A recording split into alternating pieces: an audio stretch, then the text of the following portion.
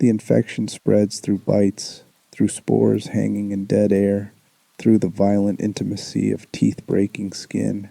But there's another contagion moving through The Last of Us, one that doesn't show up in blood work or create fungal blooms from eye sockets. This infection spreads through loss, through survival, through the specific torture of continuing to breathe when everyone you love has gone away. Tonight we're not cataloging the stages of cordyceps or mapping the geography of a collapsed America. We're diagnosing the minds struggling to function in a world that ended 20 years ago, but somehow expects them to keep living anyway. A note before we begin: The Last of Us exists across multiple versions: the original game, its sequel Part 2, the remake, and the HBO television adaptation. While the core narrative remains consistent, certain details differ between versions. Throughout this analysis, I'll primarily reference the game's continuity, while noting significant differences in the HBO adaptation where relevant, as both versions offer psychologically rich portrayals of trauma and mental illness in apocalyptic context. From post-traumatic stress disorder and survivor's guilt to major depression, moral injury, attachment disorders, and complex developmental trauma, the characters navigating this apocalypse carry clinical conditions as devastating as any fungal infection. Joel's inability to bond with Ellie despite her obvious need for connection isn't just stubbornness. It's textbook avoidant attachment stemming from unresolved grief and chronic PTSD. Ellie's rage and fear of abandonment aren't teenage angst. They're complex trauma responses from a childhood spent watching everyone she cares about die or leave. Abby's relentless pursuit of vengeance isn't simple revenge. It's PTSD channeled into mission fixation, a psychological defense that falls apart the moment the mission completes. Tommy's need to fix everything, Tess's fatalistic acceptance of death, Bill's paranoid isolation, Dina's compulsive caregiving. Even minor characters like Henry sacrificing himself after killing his infected brother. They all demonstrate how 20 years of apocalypse doesn't just change society, it fundamentally rewires human psychology in ways that persist long after immediate danger passes. This isn't about reducing complex characters to diagnostic labels or playing armchair psychiatrists with fictional people. This is about understanding how Naughty Dog crafted protagonists and supporting casts whose mental health struggles are portrayed with uncomfortable authenticity, with clinical accuracy that mental health professionals can recognize and analyze. These aren't just video game characters reacting to scripted emotional beats with generic sadness or anger. They're individuals whose psychological wounds manifest in recognizable patterns, whose depression shapes how they move through environments, whose trauma creates behaviors that match documented symptom clusters in psychiatric literature, whose attachment disorders create relationship dynamics that therapists see in clinical practice. The Last of Us uses psychiatric reality to create emotional devastation that resonates beyond the screen, showing us that in a world where physical survival is constantly threatened, psychological survival becomes equally precarious, equally essential, and often equally impossible. The game demonstrates something that horror media often misses: that mental illness is more frightening than external monsters because you carry it everywhere, because it uses your own thoughts and feelings as weapons against you, because there's no safe room or checkpoint where trauma stops pursuing you. Joel can barricade against the infected. He can avoid spore-filled buildings. He can learn to navigate hostile human factions. But he cannot barricade against the flashbacks that make him relive Sarah's death. He cannot avoid the guilt that colors every moment of his existence. He cannot navigate around the attachment disorder that makes connection feel like unbearable vulnerability. The enemy is inside his own mind, operating his own psychological systems, creating suffering that no amount of ammunition or supplies can address. If this kind of deep exploration into the psychology of gaming characters is your thing, do me a solid and hit that like button to help other fans discover this video. And drop a comment letting me know where in the world you're watching from and what time it is for you right now. I genuinely love seeing our community check in from every corner of the globe, every time zone, whether you're starting your morning with some analysis or winding down late at night with this kind of content. Now get comfortable, settle in, and let's begin this journey into the broken minds trying to survive a broken world. Understanding mental disorders in apocalyptic context.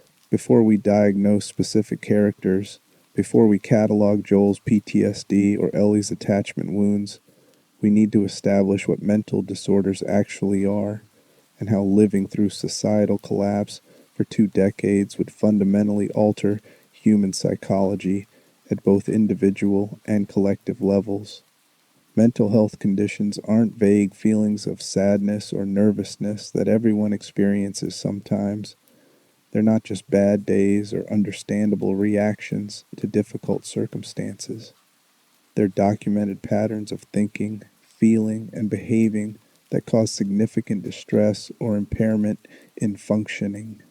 Patterns that persist across time and situations. Patterns that meet specific diagnostic criteria established through decades of clinical research and practice. The Diagnostic and Statistical Manual of Mental Disorders, the DSM, contains precise criteria for hundreds of conditions. Major depressive disorder, for example, requires at least 5 specific symptoms present for at least 2 weeks. Symptoms like depressed, markedly diminished interest or pleasure in activities, significant weight loss or gain, insomnia or hypersomnia, psychomotor agitation, fatigue or loss of energy, feelings of worthlessness or excessive guilt, diminished ability to think or concentrate, and recurrent thoughts of death. Post-traumatic stress disorder needs exposure to actual or threatened death, serious injury, or sexual violence, plus intrusive symptoms like distressing memories and nightmares, avoidance behaviors around trauma reminders, negative alterations in cognition and mood, including inability to remember key features of the trauma or persistent negative beliefs about oneself, and marked changes in arousal and reactivity, including hypervigilance and exaggerated startle response. These aren't casual descriptions. They're quantifiable criteria that require specific duration, specific intensity, and specific impairment in functioning. When someone meets criteria for major depressive disorder, their brain chemistry has measurably changed. Neurotransmitter systems involving serotonin, norepinephrine, and dopamine aren't functioning normally. When someone develops PTSD, their amygdala becomes hyperactive, while their hippocampus shrinks, creating a neurological state of constant threat detection even when no threat exists. These are medical conditions with biological underpinnings, with changes visible on brain scans, with symptoms that respond to specific medications and therapeutic interventions. In the world of The Last of Us, nearly every surviving human demonstrates symptoms consistent with multiple mental health conditions. Think about what the outbreak itself entailed. Within days, modern civilization collapsed. People watched family members become infected and transform into creatures that attacked them. They witnessed neighbors being torn apart by infected or killed by the military during chaotic evacuations. They experienced complete breakdown of all social structures, all safety nets, all the systems that typically provide security and meaning. This constitutes mass traumatic exposure on a scale unprecedented in human history. Every single person who lived through Outbreak Day experienced trauma sufficient to induce PTSD. But the trauma didn't end with Outbreak Day. Add 20 years of constant threat from infected who could be lurking in any building, any street. Add resource scarcity that means you might starve if you don't find supplies, that your survival requires competing with others for limited resources. Add loss of loved ones to infection or violence over and over, year after year, until almost everyone has lost multiple people they cared about. Add moral compromises required for survival, things you have to do to stay alive that violate your values, that create guilt and shame but feel necessary in the moment. Add the complete absence of mental health infrastructure because there are no therapists, no psychiatric medications being manufactured, no hospitals providing care, no support systems beyond whatever informal help traumatized people can offer each other. The result isn't just isolated cases of PTSD or depression scattered among otherwise healthy populations. It's an entire surviving population carrying complex trauma, grief disorders, anxiety conditions, and attachment disruptions. This is society-wide mental health catastrophe, where psychological illness is the norm rather than the exception, where you'd be hard-pressed to find anyone without multiple diagnosable conditions, where the question isn't whether you have mental illness, but which specific conditions you've developed and how severely they're affecting your functioning. What makes mental illness particularly suited to horror and tragedy, particularly appropriate as a foundation for emotional storytelling in an apocalyptic setting, is that it attacks from inside. External threats can be frightening, absolutely, but you can hide from infected. You can avoid areas where they're known to gather. You can fight human enemies or flee from them.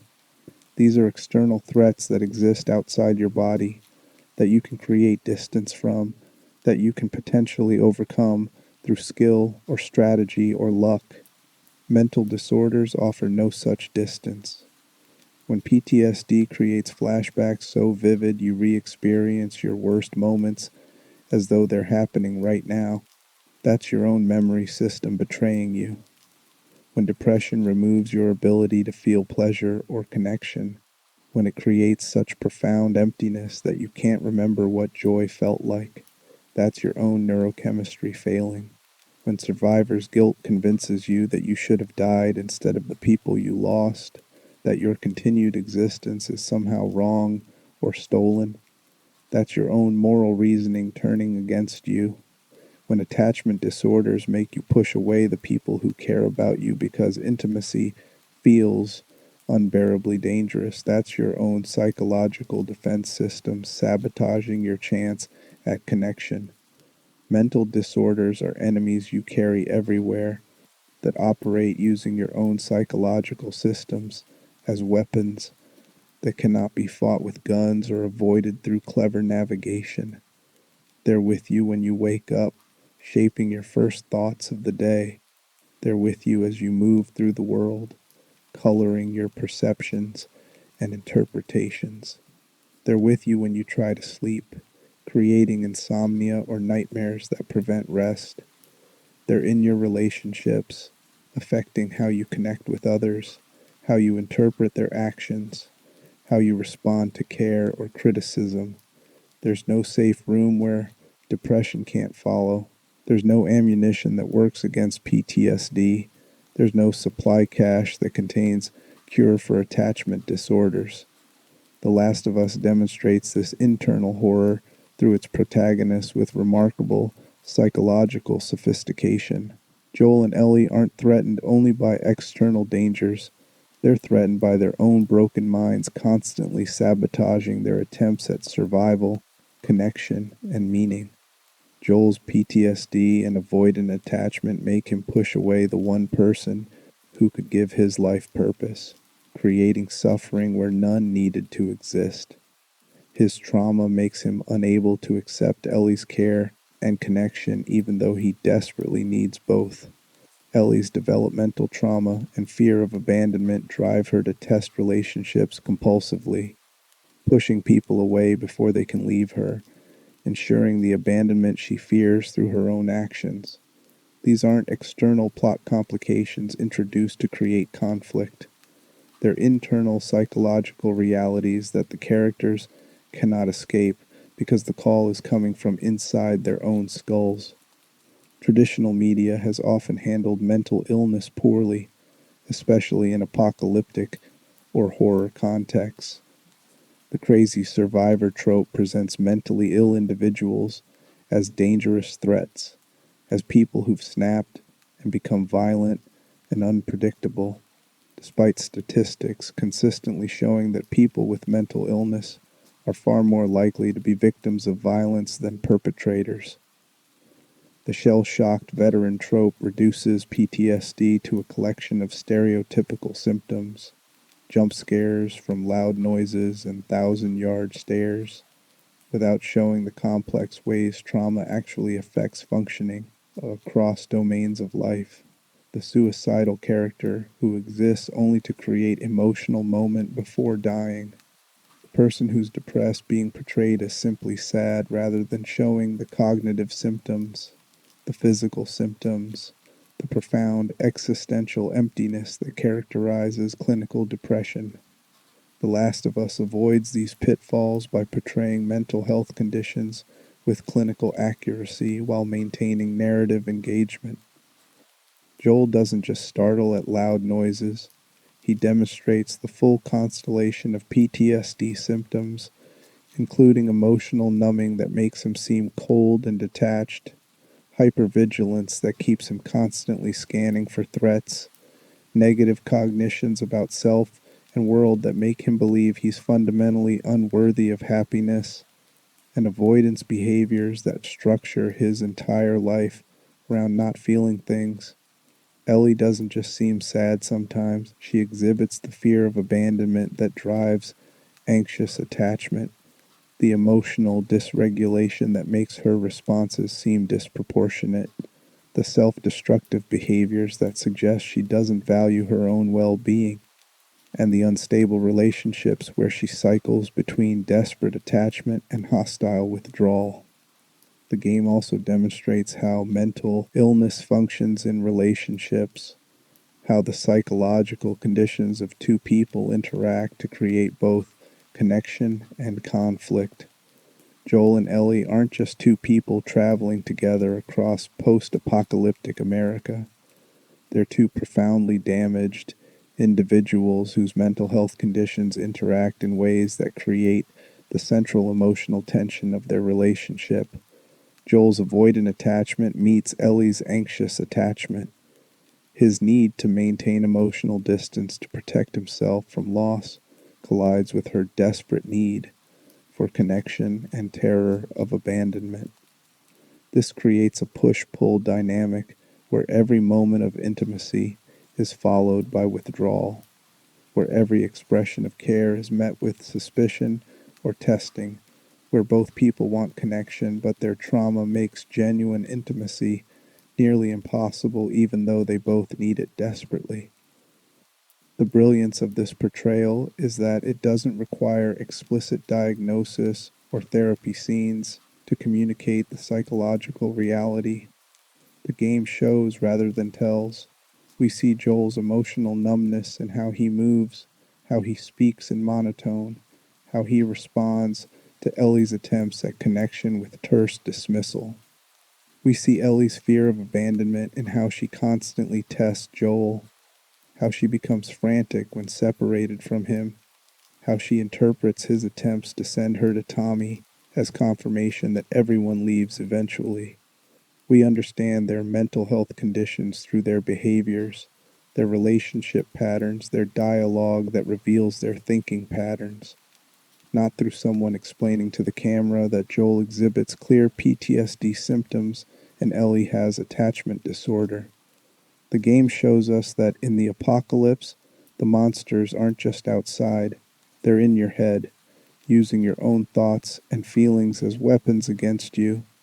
ensuring that even if you survive physically, psychological survival remains devastatingly uncertain. You can clear a building of infected, but you can't clear your mind of traumatic memories. You can fortify a settlement against raiders, but you can't fortify yourself against depression that makes existence feel pointless. You can stockpile ammunition and supplies, but there's no stockpile of mental health that protects you when PTSD flashback hits, or when survivor's guilt makes you wish you died instead. This is why examining The Last of Us through a clinical psychological lens is so rewarding. The game isn't using mental illness as a shallow character trait or convenient plot device. It's building its entire emotional architecture on authentic psychiatric presentations, on showing how trauma actually functions, how mental illness actually manifests, how psychological damage actually shapes behavior and relationships. Every major emotional moment in the game can be understood more deeply by recognizing the mental health conditions driving the character's choices. Joel's decision at the hospital isn't just father figure saving child. It's a man with avoidant attachment who's finally allowed himself to bond again, being faced with losing that bond, responding with violence driven by absolute conviction that he cannot psychologically survive another loss like Sarah's death. Joel Miller, 20 years of survival, 0 days of living. We begin with Joel Miller because his psychology forms the foundation of the first game's emotional core, because understanding his mental health conditions is essential to understanding why he makes the choices he makes, particularly his devastating decision at the hospital that dooms humanity's chance at a vaccine. When we meet Joel 20 years after Outbreak Day, he's a man whose emotional range has narrowed to a spectrum between numbness and irritation, whose capacity for joy has been eroded so completely that he functions more as an automated survival mechanism than a living human being. He moves through the world with grim efficiency, completing smuggling jobs with Tess, avoiding emotional connection, existing in a state of perpetual guardedness that never relaxes even in moments of relative safety. The opening sequence establishes the traumatic foundation that shapes every subsequent moment of Joel's existence. We play as Sarah, his 12-year-old daughter, waking up on Outbreak Day to find the world descending into chaos. We experience the horror through her eyes as she and Joel flee their neighborhood, as they're pursued by infected neighbors, as they're rescued by Tommy only to be stopped by the military at an evacuation perimeter. Then the soldier shoots Sarah on orders to contain infection. Joel holds her as she dies from the gunshot wound, watches the life leave her eyes, experiences the specific agony of failed protection that creates moral injury alongside trauma. This isn't just loss. This is profound helplessness, watching your child die from violence you couldn't prevent, failing at the most fundamental parental duty to keep your child safe. Post-traumatic stress disorder develops when someone experiences or witnesses actual or threatened death, serious injury, or sexual violence. The exposure has to involve direct experience, witnessing in person, learning that it happened to close family or friend, or experiencing repeated or extreme exposure to aversive details of traumatic events. Joel's exposure on Outbreak Day meets multiple criteria. He witnesses extreme violence and death throughout the neighborhood. He directly experiences threat to his life and Sarah's life as they flee infected and are shot at by the military. Most significantly, he witnesses his daughter's death, holds her as she dies, experiences the ultimate trauma for a parent, but Joel's PTSD doesn't stem only from Outbreak Day. The game reveals through environmental storytelling, through dialogue, through the reactions of other characters, that Joel and his brother Tommy did terrible things, In the years immediately following the outbreak, they worked as hunters, people who ambush and kill other survivors to steal their supplies. This is documented in the scene where Joel recognizes hunter tactics in Pittsburgh, saying he's been on both sides of such ambushes. Tommy's guilt about their hunter years is explicit. This means Joel participated in murdering potentially dozens of people, many of whom were probably just trying to survive like everyone else, killing them not because they were threats, but because taking their supplies was easier than scavenging. This creates layers of trauma stacked on top of each other: the helplessness of failing to save Sarah, then the moral injury of becoming someone who kills innocent people for profit, then 20 years of ongoing trauma exposure living in quarantine zones, doing smuggling runs through infected territory, constantly exposed to violence and death. Each layer compounds the previous ones. The PTSD from Sarah's death never gets processed, never gets treated, and then new traumas keep adding to the burden until Joel's entire psychological structure is built on trauma, until trauma becomes his baseline normal state. PTSD symptoms cluster into 4 diagnostic categories, and Joel exhibits symptoms from all 4 throughout the game. The intrusive symptoms involve unwanted memories, nightmares, flashbacks, and emotional or physical reactions to trauma reminders. Joel experiences panic attacks triggered by situations resembling Sarah's death. His body tenses, his breathing becomes rapid and shallow, his ability to think clearly temporarily compromises. The most explicit example occurs when Ellie falls from the hotel balcony into the flooded basement. Joel's terror as he dives in to save her isn't proportional only to current danger.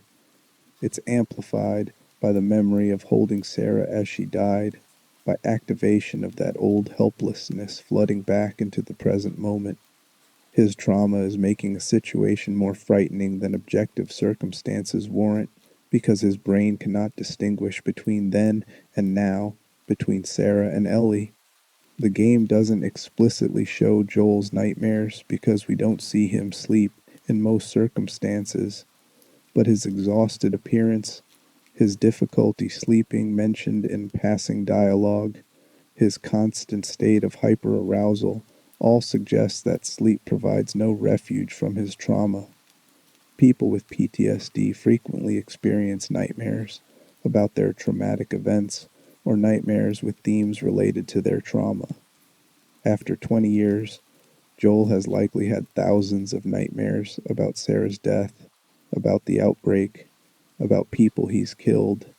Sleep becomes another place where trauma pursues him, making rest impossible, contributing to chronic exhaustion that we see in how he moves, how his shoulders are always slightly hunched, how he looks like someone carrying tremendous weight. The avoidance symptoms involve efforts to avoid trauma, related thoughts, feelings, or external reminders. Joel has structured his entire life around avoidance for 20 years. He avoids emotional connection because connection means potential loss, and loss reactivates his trauma around Sarah's death. He avoids discussing Sarah entirely, cannot tolerate hearing her name, has removed all evidence of her existence from his life, except a broken watch he carries that stopped at the moment she died. The watch is both memorial and punishment, a physical reminder of his failure that he keeps with him always, but he never winds it, never fixes it, keeping it frozen at the moment of loss.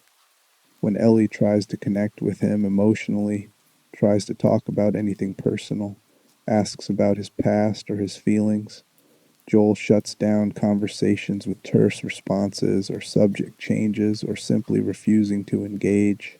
This isn't coldness or cruelty, though it often comes across that way. It's avoidance as a protective mechanism. Opening up means feeling, and feeling means accessing the grief and guilt he spent 20 years trying to suppress.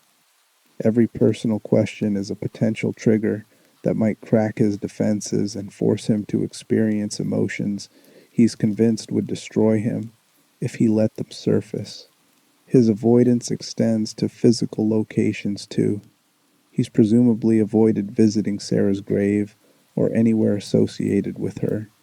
He's created life in Boston that has no connection to his life before the outbreak, choosing smuggling and violence rather than trying to rebuild anything resembling his previous existence.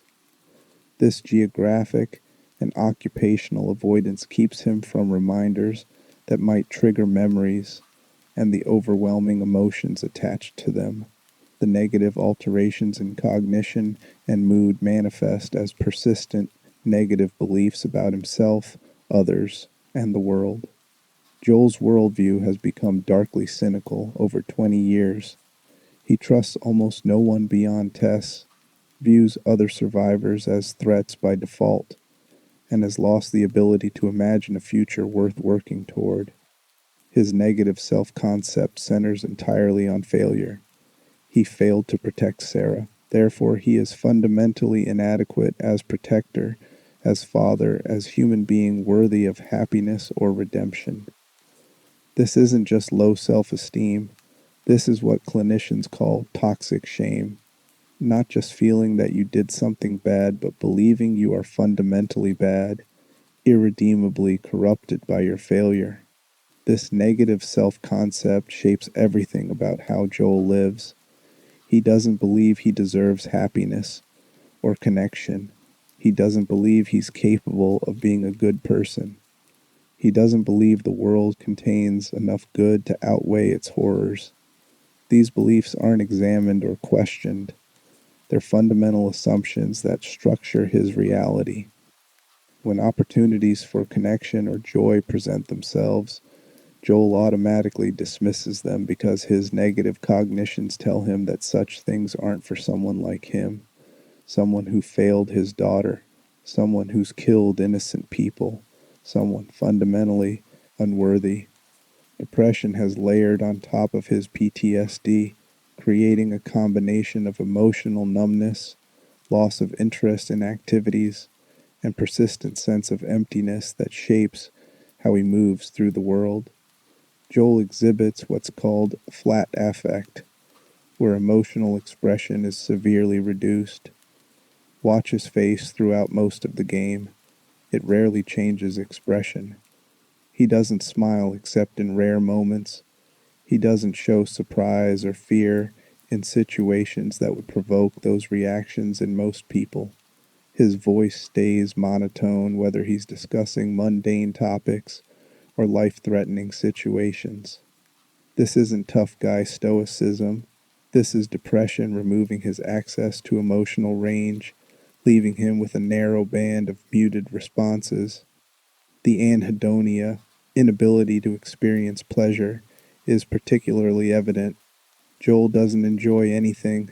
He goes through motions of survival without finding satisfaction in success.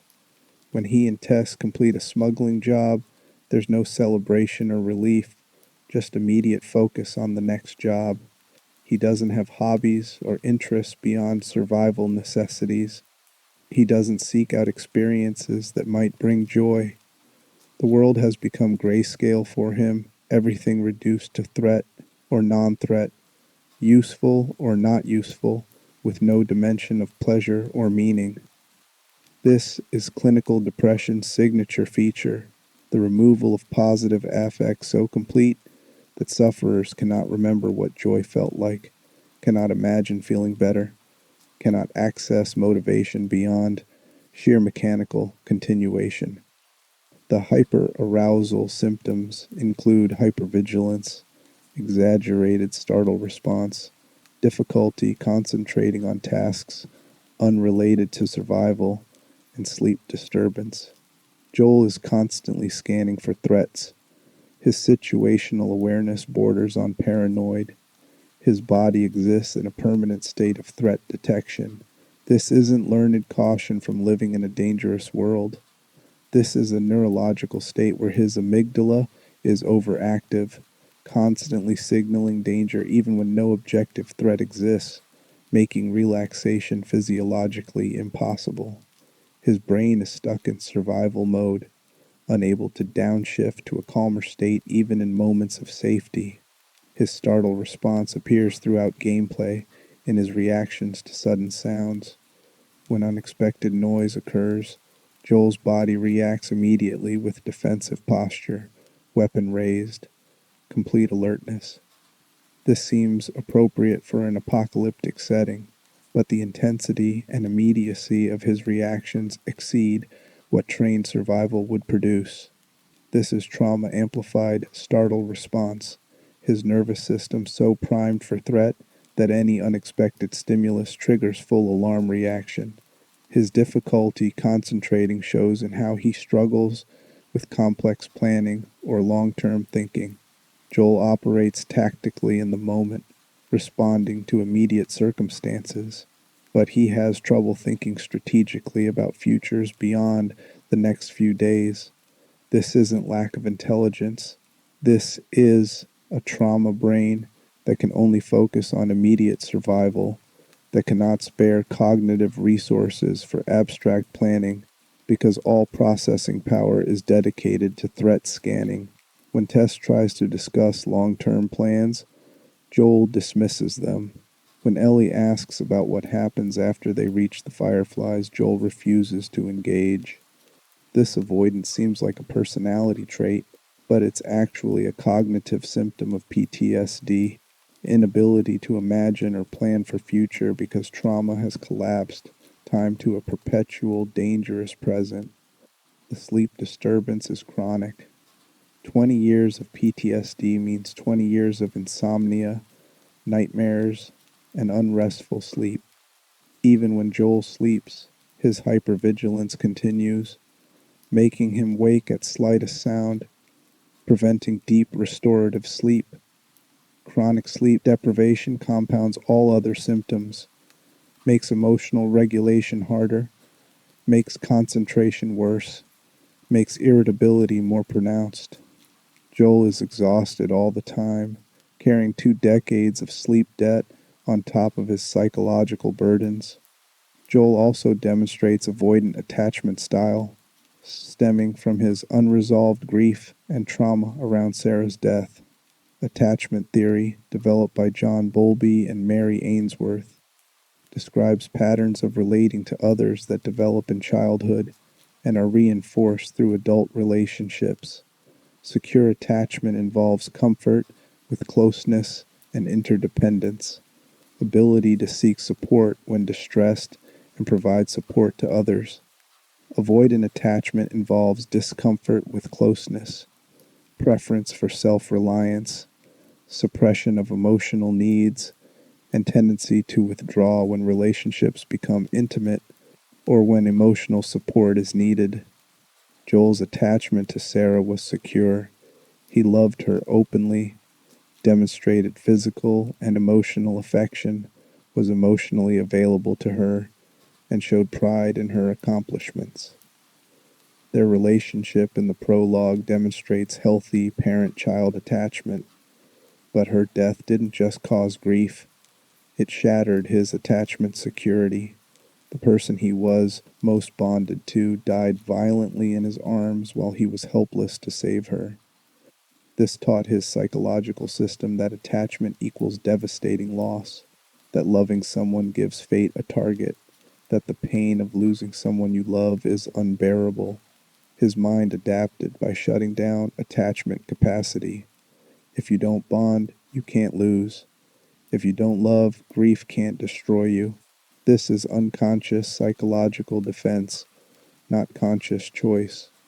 Joel didn't decide to become avoidantly attached.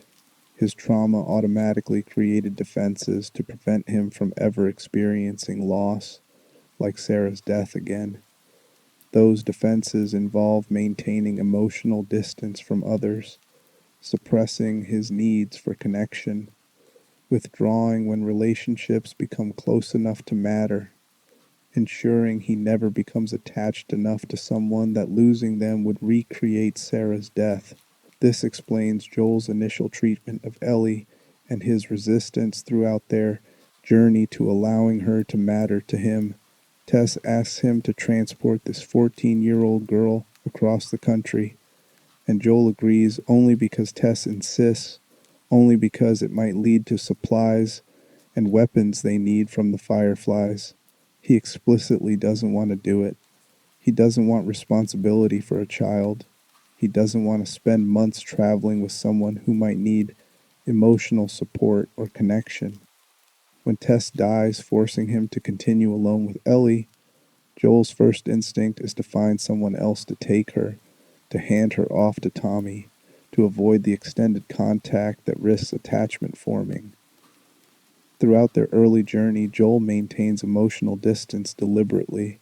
He doesn't ask Ellie about her background, her life in Boston QZ, her feelings about what's happening. He addresses her with clipped efficiency, answering her questions with minimal words, showing irritation when she tries to engage him personally with jokes or observations or attempts at conversation. When she finds ways to be useful, proving she can spot threats or handle herself in combat, Joel acknowledges her competence but doesn't let that become personal connection. This isn't cruelty, this is self-protection. Every moment he spends with Ellie risks attachment forming, and attachment means vulnerability to loss he's convinced he cannot survive again. But forced proximity and Ellie's persistent attempts at connection despite his resistance gradually reactivate Joel's attachment system against his conscious will. Ellie is smart, competent, funny when he lets her be, brave in ways that earn his respect. She saves his life after the ambush at the Capitol building. She takes care of him during winter when he's injured and helpless. She demonstrates loyalty and determination that prove she's not just a responsibility he's stuck with, but a person worthy of care. And slowly, despite every defense he's built, despite 20 years of successfully avoiding attachment, Joel begins to care about her. The attachment forms in small moments that Joel probably doesn't consciously register. He starts checking on her more frequently, making sure she's all right. He becomes protective in ways that exceed tactical necessity. His reactions when she's threatened escalating beyond what mission completion would require. He starts teaching her things, showing her how to improve her aim, how to read situations. He asks her questions occasionally about her life. When she's hurt or in danger, his fear response suggests genuine emotional investment rather than simple concern about mission failure. By the time they reach the university and Joel is impaled during their escape, his attachment to Ellie has reformed substantially. As he lies injured and fading, he tells Ellie to leave him, to find Tommy, to save herself. On the surface, this seems practical. He's dying, and she needs to survive. But it's also his avoidant attachment making final desperate attempt to protect both of them. If she leaves him now, if he dies without her present, maybe it won't devastate her the way Sarah's death devastated him. He's trying to spare her the trauma of watching someone she cares about die. He's also trying to spare himself the awareness that his death might hurt her, that she's become attached to him despite his attempts to prevent it. But Ellie refuses to leave. She drags him to shelter, protects him from David's group, hunts for food, fights off infected, and does everything necessary to keep him alive through winter. When Joel regains consciousness and finds she never left, that she saved him at tremendous risk and cost to herself, his avoidant defenses collapse. She proved that attachment can mean salvation rather than only loss. She demonstrated fierce loyalty and determination to keep him alive. She showed him that he matters to someone, that his death would have hurt her, that connection exists between them whether he wanted it or not. By spring, Joel has fully reattached. Ellie has become his daughter emotionally, filling the role Sarah left empty. This is beautiful and terrible because his attachment isn't a healthy reintegration of his capacity to love. It's a traumatic replacement. He hasn't processed Sarah's death and learned to form new, secure attachments while honoring her memory. He's transferred his parental attachment directly onto Ellie, making her psychologically essential to his continued functioning in ways that aren't healthy for either of them. She's become not just the person he cares about, but the person whose loss would destroy him, whose death would complete what Sarah's death started, whose life has become more important to him than abstract concerns like humanity's survival. The hospital sequence reveals the full extent and consequences of Joel's reattachment combined with his PTSD and attachment disorder. When Marlene explains that extracting Ellie's immunity will kill her, that the surgery is necessary to develop a vaccine but will cost Ellie's life, Joel doesn't hesitate. He massacres everyone in the hospital, murders doctors and fireflies, lies to unconscious Ellie about what happened, and dooms humanity's potential chance at a cure. This decision is incomprehensible from a rational, ethical standpoint. One life, even one you love, weighed against potentially millions of lives that a vaccine could save.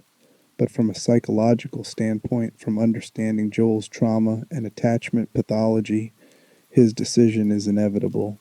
This is a man with severe PTSD and avoidant attachment who spent 20 years successfully preventing himself from bonding with anyone, finally allowed himself to attach to Ellie, and is now being told he has to lose her exactly like he lost Sarah.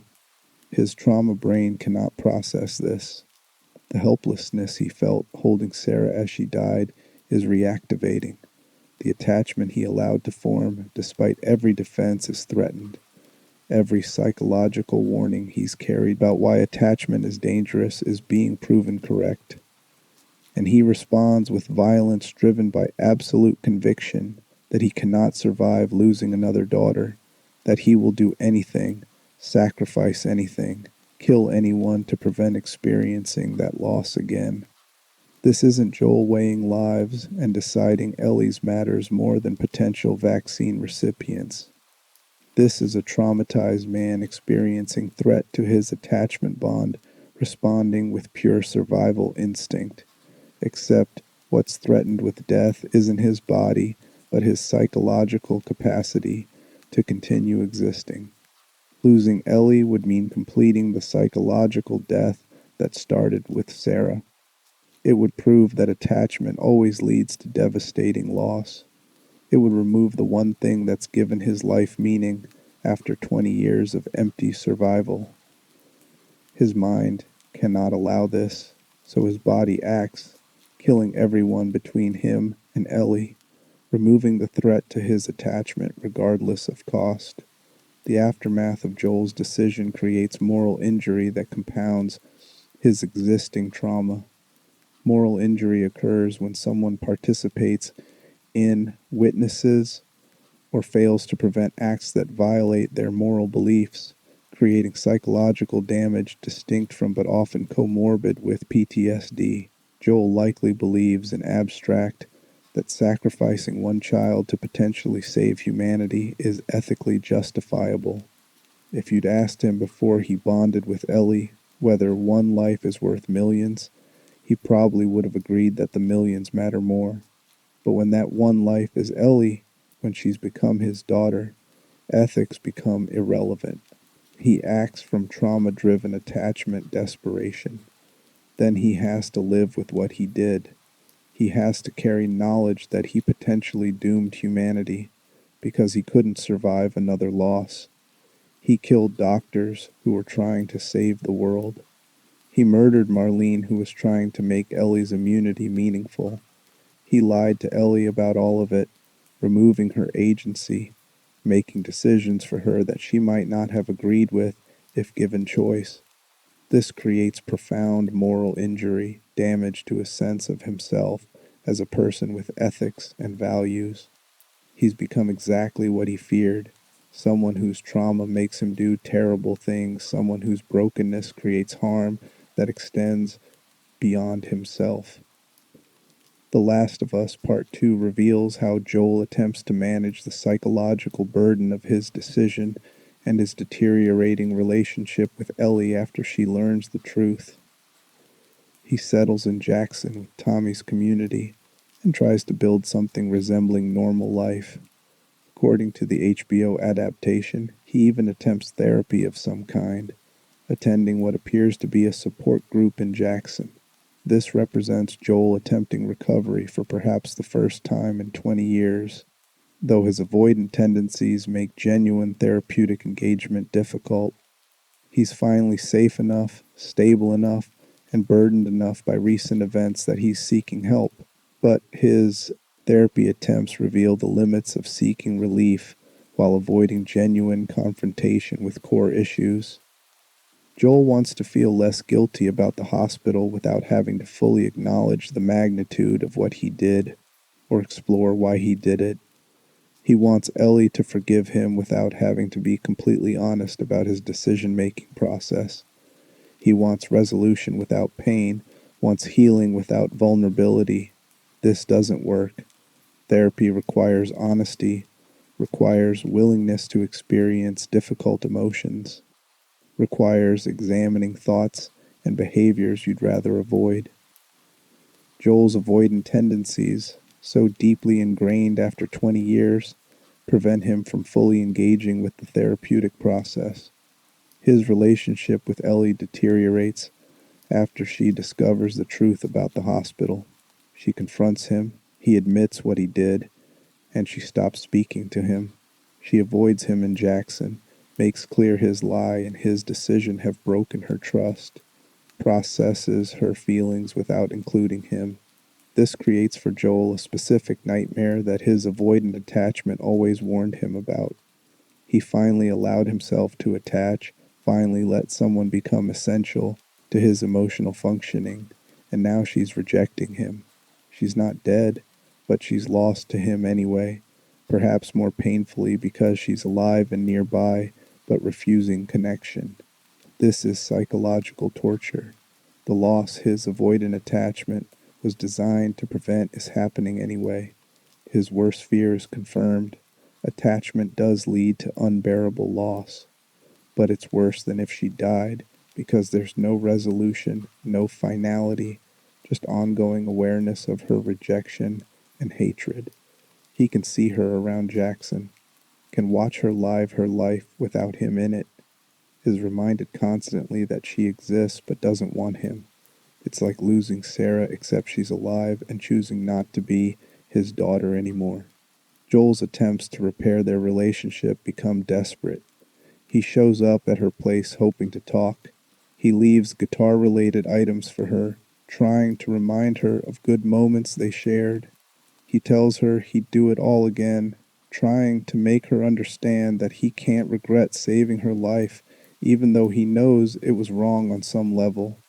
He's seeking her forgiveness, her understanding, her return to being his daughter. But he's still operating from his own psychological damage, wanting her to fix things for him rather than doing the genuine work of repair that would require fully acknowledging her perspective, her agency, her right to make decisions about her own life. In their final conversation before his death, Ellie tells him she wants to try to forgive him, but doesn't know if she can. Joel accepts this, accepts that he might never be forgiven, that their relationship might never be what it was. This is growth, acceptance that some damage can't be repaired, that consequences of his actions include permanent loss of trust and closeness. But there's also relief in his face, relief that she's willing to try, that she's speaking to him again, that total loss might be avoided. Then Abby kills him 4 years later, and that becomes the last interaction he has with Ellie. That moment of fragile reconciliation attempt cut short by brutal reality. His death is prolonged and torturous, beaten with a golf club while Ellie is held down and forced to watch. The psychological impact on Ellie is catastrophic, but Joel's death is also in some ways merciful for him. He lived for 20 years with untreated PTSD, complicated grief, depression, and avoidant attachment that made genuine connection nearly impossible. He briefly found purpose and meaning through his relationship with Ellie, then lost it through his own trauma-driven actions and inability to be fully honest. His moral injury from the hospital compounded his existing trauma. He was a man haunted by failures, burdened by guilt, unable to forgive himself or accept that maybe survival in the apocalypse required becoming someone he didn't want to be.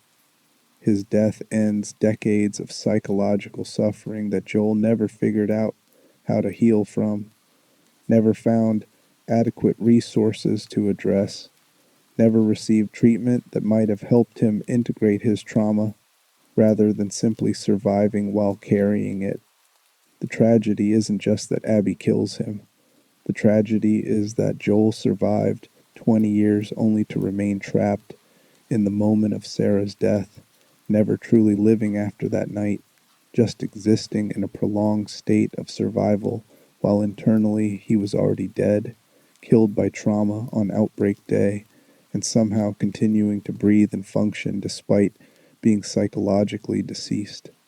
The diagnosis for Joel would include chronic post-traumatic stress disorder with depressive features, complicated grief disorder from Sarah's death that was never resolved, major depressive disorder manifesting as emotional numbness and anhedonia, avoidant attachment style that prevented secure relationships, and moral injury from both his hunter years and his decision at the hospital. He demonstrates persistent emotional numbing, hypervigilance, avoidance of trauma reminders, negative cognitions about self and world, flat affect, loss of interest in activities, difficulty imagining positive future, profound difficulty forming secure attachments, and guilt about actions that violated his values.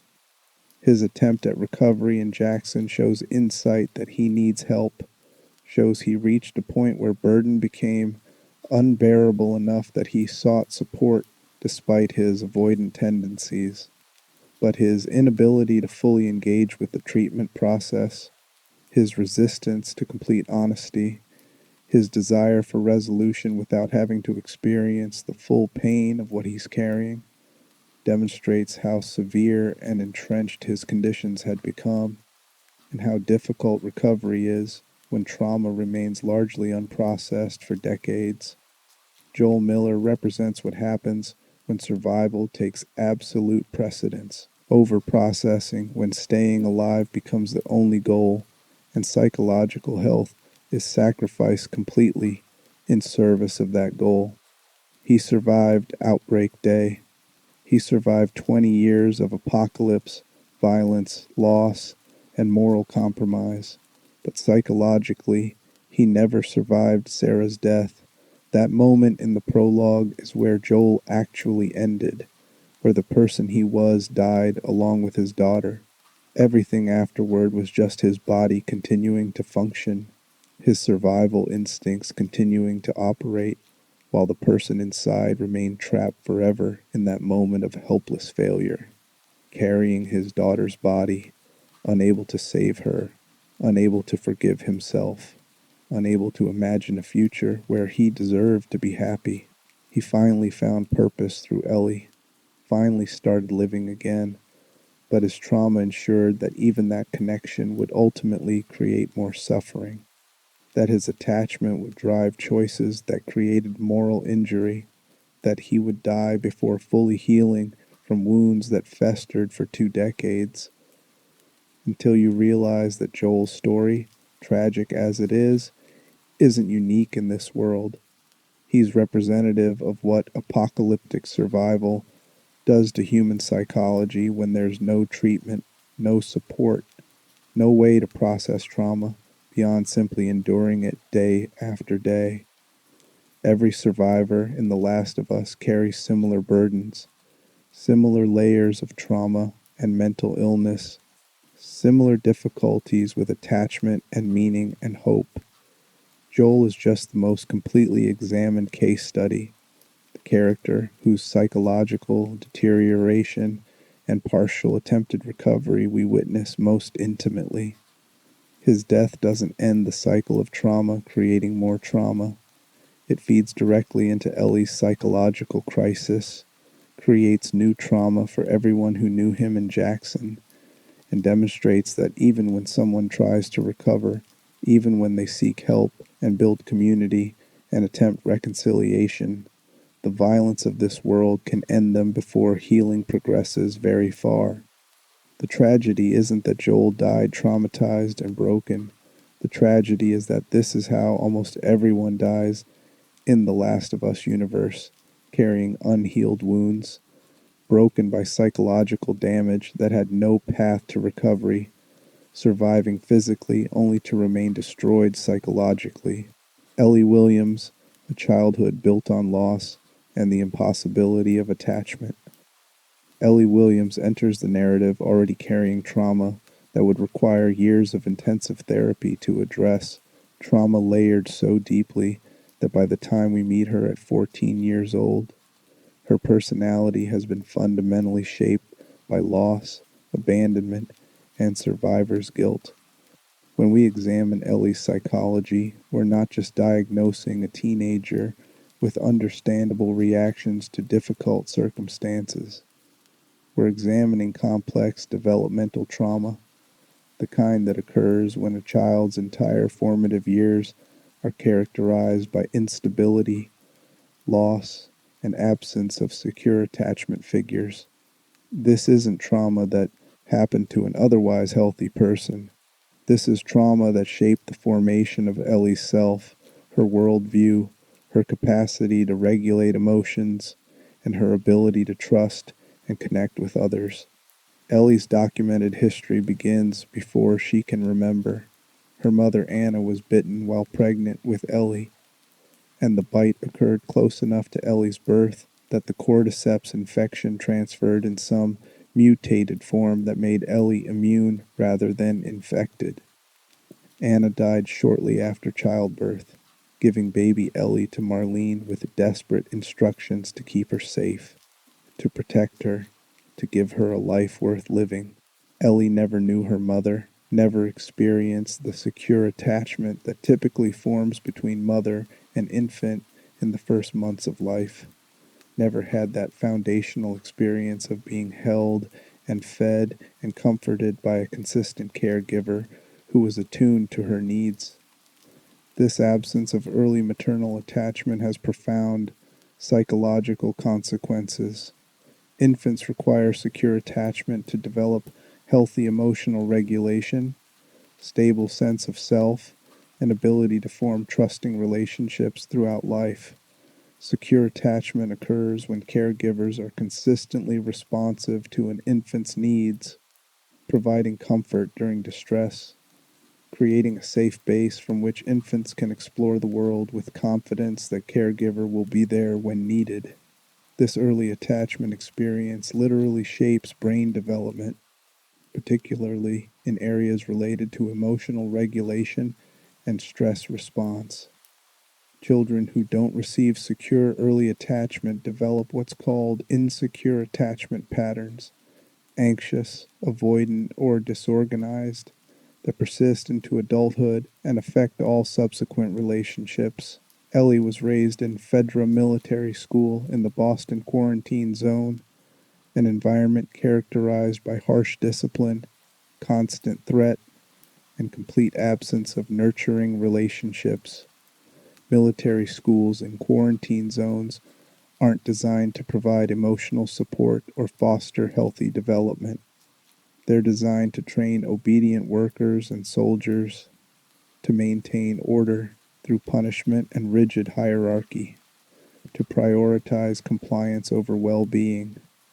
Children in these schools receive basic physical care, food and shelter, and rudimentary education, but they don't receive the emotional attunement, the affection, the individualized attention that children need to develop secure attachment, and healthy self-concept.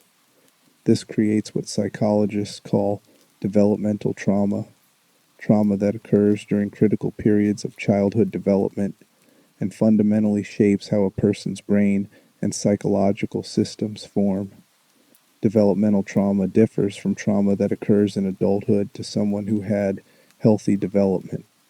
Adult trauma happens to a person with already formed identity, established coping mechanisms, capacity for emotional regulation developed during childhood. Developmental trauma shapes the formation of those capacities, meaning the person never develops a healthy baseline to return to after trauma. Their trauma responses become integrated into their personality structure because they have no pre-trauma self to recover. Children raised in institutional care without consistent caregivers, without individualized attention, without affection and emotional attunement, develop specific patterns. They struggle with emotional regulation because they never learned to co-regulate with caregivers who help them manage overwhelming feelings. They have difficulty trusting others because their early experience taught them that adults aren't reliably responsive to their needs. They develop negative self-concept, internalizing the message that they're not worthy of individualized care or attention. They struggle with impulse control because the prefrontal cortex regions that manage impulses develop partially through secure attachment experiences they didn't have. Ellie exhibits all these patterns by the time we meet her at 14. She's impulsive, taking risks without fully considering consequences, responding to situations with immediate action rather than thoughtful planning. Her emotional regulation is poor. She swings between anxiety and bravado, between desperate attachment and hostile withdrawal, between dark humor and genuine fear. Her self-concept is negative despite her competence. She doesn't seem to value her own life or well-being, takes unnecessary risks, and demonstrates through behavior, if not words, that she doesn't believe she matters much. Her ability to trust is severely compromised. She tests people constantly, expects betrayal or abandonment, and interprets neutral behaviors as potential threats. The first major traumatic event Ellie experiences that we witness directly is her best friend Riley's death from cordyceps infection. Riley and Ellie developed a close relationship while both were in military school, close enough that when Riley ran away to join the Fireflies, Ellie was devastated by her departure. This is Ellie's first experience of genuine attachment, of having someone who chose her specifically, who wanted to spend time with her, who seemed to value her as an individual person rather than just another kid in institutional care. Riley became Ellie's secure attachment figure, perhaps the first person Ellie felt genuinely connected to. When Riley returns and takes Ellie to the abandoned mall for one night of adolescent adventure, trying on Halloween masks, playing arcade games, riding the carousel, it represents Ellie's first taste of normal adolescent experience. They're not just surviving, they're playing, laughing, experiencing joy and connection and possibility. The romantic tension between them suggests this is also Ellie's first experience of romantic love, of being seen and desired by someone she desires in return. For a girl raised in institutional care without secure attachments, this single night with Riley provides experiences of connection and joy and normalcy she's never had before. Then they're both bitten in the same attack. They're going to turn into infected, lose their minds, become monsters. They have maybe hours before the infection takes over. Riley proposes they not take the easy way out immediately, that they wait and see how long they have and spend that time together rather than rushing to death. This is remarkable psychological courage for someone so young, choosing to be present with fear and grief rather than escape through suicide. It's also an expression of attachment, choosing a terrifying unknown if it means more time with Ellie, demonstrating that their connection matters more than avoiding suffering. But only Riley turns. Ellie discovers she's immune. Her cordyceps infection doesn't progress, and she has to watch Riley gradually transform into infected over hours or days. She watches her best friend, her first love, lose her mind and become a creature that no longer recognizes her, that eventually tries to attack her. This is catastrophic trauma on multiple levels. Ellie watches someone she loves die slowly in one of the most horrifying ways possible. She experiences profound survivor's guilt, surviving the same infection that killed Riley through arbitrary biological mutation Ellie didn't choose and can't control. She learns viscerally that the people she loves will be taken from her, reinforcing her attachment wounds from institutional upbringing.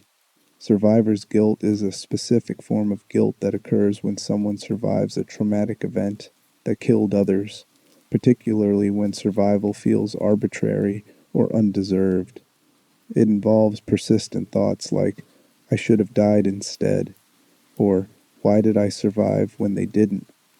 It creates a sense of owing debt to the dead, feeling that your continued survival is somehow wrong or stolen from those who died, that you don't deserve to be alive when others aren't. Survivor's guilt often includes identification with the dead, feeling that part of you died with them, that continuing to live is betrayal of them or invalidation of their death.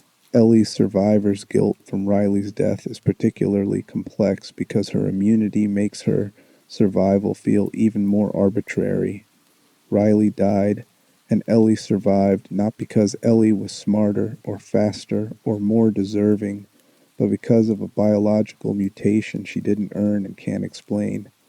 Every person who dies from cordyceps infection after Riley is another reinforcement of Ellie's guilt. She has immunity that could potentially save people, but Riley died before that immunity could mean anything. Tess dies from infection. Sam dies from infection. Countless people Ellie encounters die from infection while she remains immune. Each death another confirmation that she's different in ways that feel like stealing life from others. The survivor's guilt becomes the core element of Ellie's identity. She structures her sense of purpose around it, believing her immunity must have meaning, that Riley died so Ellie could live to save humanity. This is a psychological defense against unbearable randomness of survival. If Riley's death serves a purpose because Ellie's immunity leads to vaccines, then Riley didn't die for nothing. If Ellie can save millions of people through her immunity, then her survival over Riley's death can be justified. But this defense also traps Ellie into believing her value comes entirely from her immunity, that she doesn't matter as a person apart from what she can provide to humanity. When Joel enters Ellie's life through Marlene's assignment to transport her to the Fireflies, Ellie desperately wants to attach to him but is terrified to do so. Her attachment style has become anxiously preoccupied, meaning she craves closeness and connection but expects rejection and abandonment based on her history of loss. This creates behaviors that seem contradictory, simultaneously seeking closeness and pushing people away, testing relationships to see if the other person will leave, creating the rejection she fears through her own difficult behavior. Watch how Ellie interacts with Joel throughout their journey in the first game. She pushes boundaries constantly, talking when he tells her to be quiet, touching things he warns her not to touch, taking risks that endanger both of them. She makes jokes at inappropriate moments, uses humor to deflect from emotional vulnerability, talks obsessively to fill silences that feel threatening to her. She disobeys instructions, questions his decisions, argues with him about tactics and routes and plans. This isn't just teenage defiance or natural rebelliousness. This is attachment testing, unconscious behavior designed to check whether Joel's commitment is conditional. Every time Ellie tests boundaries and Joel doesn't abandon her, she gains a tiny increment of trust. He's frustrated, he's annoyed. He clearly doesn't enjoy her behavior, but he doesn't leave. He keeps protecting her, keeps including her, keeps teaching her things. This slow accumulation of evidence that he won't abandon her, despite her being difficult, allows Ellie to gradually attach, to begin trusting that maybe this person might actually stay, that maybe attachment doesn't always end in loss, but her fear of abandonment never fully disappears. When Joel tries to hand her off to Tommy, telling her that Tommy can take her the rest of the way and she'll be safer with him than with Joel, Ellie experiences this as the abandonment she's always feared. Her angry, hurt response reveals how deeply this triggers her attachment wounds. She thought Joel was different, thought maybe he actually cared about her, and he's trying to get rid of her just like everyone else. The fact that Joel changes his mind and decides to continue with her repairs some damage, but the crack remains. She now knows he considered abandoning her, that his commitment isn't absolute, that her worst fear could still happen. The moment where Ellie says, "Everyone I have cared for has either died or left me, everyone except for you, so don't tell me I'd be safer with someone else because the truth is, I would just be more scared," is her attachment fear made explicit. She's admitting that Joel has become her secure attachment figure, that she's allowed herself to depend on him despite knowing dependency means vulnerability to loss. She's articulating what her behavior has been demonstrating all along, that she needs him not just for protection, but for emotional security, that being with someone she trusts matters more than abstract safety with strangers.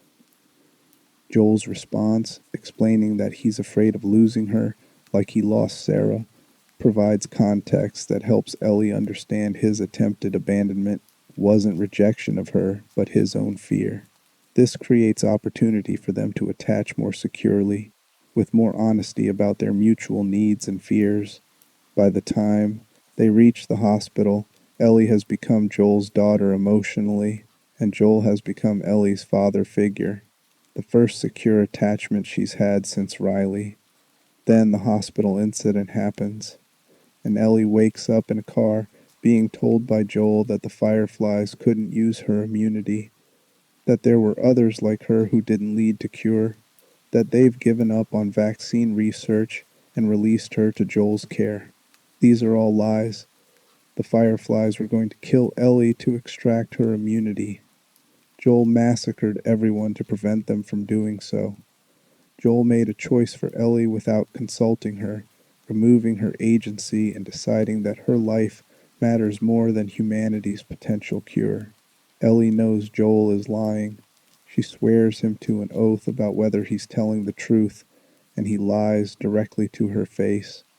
She accepts this lie at the moment because calling him on it would force confrontation she's not ready for, and would risk losing the only secure attachment she's ever really had. So she lets it sit, lets the lie exist between them, knowing they'll eventually have to address it, but not yet, not when the attachment is still too new and fragile.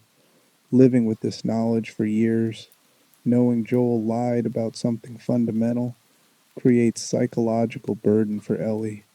She wants to trust him, wants their relationship to be secure, but she knows it's built partially on lies. She likely suspects the truth is much worse than Joel's story, that something terrible happened at that hospital, that Joel's decision was more significant than he's admitting. This creates anxiety and ambivalence, loving him and needing him while simultaneously not fully trusting him, wanting to ask for truth while being afraid of what that truth might be. When she eventually learns the truth years later, that the Fireflies were going to kill her to develop vaccine and Joel stopped them, that her immunity, which defines her identity and justifies her survivor's guilt, was rendered meaningless by Joel's choice, that he lied to her for years about this. The psychological devastation is multi-layered. First, her immunity has no purpose now. The thing that was supposed to give meaning to Riley's death, the thing that was supposed to justify Ellie surviving when Riley didn't, can't save humanity because Joel prevented it. Riley died for nothing. Ellie's immunity serves no purpose beyond keeping her alive. Her survivor's guilt has no resolution, no redemption, no way to transform arbitrary survival into meaningful sacrifice for greater good. Second, Joel lied to her for years about something this fundamental. He looked her in the eyes and swore he was telling the truth when he was lying. He removed her agency entirely, made decisions about her life and death without consulting her, treated her like a child who couldn't be trusted with truth rather than a person with rights to make decisions about her own body and purpose. This breaks Ellie's ability to trust him, and without trust, secure attachment cannot exist. Third, she realizes Joel chose her life over humanity's potential cure because he couldn't survive losing another daughter. While part of her understands this, understands that he loves her enough to doom humanity for her, another part recognizes how selfish this choice was, how it prioritized his emotional needs over potentially millions of lives, how it doomed humanity, including all the people she cares about, because Joel was too traumatized to lose someone again. She's back in her childhood pattern. People she cares about will ultimately betray or leave her or make choices that prove their love is possessive rather than respectful. Ellie stops speaking to Joel after learning the truth. She avoids him and Jackson, refuses to engage with his attempts to repair their relationship, processes her feelings without including him. This isn't just punishment. This is Ellie protecting herself from someone who's proven he'll lie to her face about life and death matters, who'll make decisions for her without consulting her, whose love for her is so intense it becomes destructive. She needs distance to figure out what their relationship can be. Now that trust is broken, whether she can forgive him, whether she wants him in her life given what he did. Their final conversation before Joel's death shows Ellie attempting reconciliation.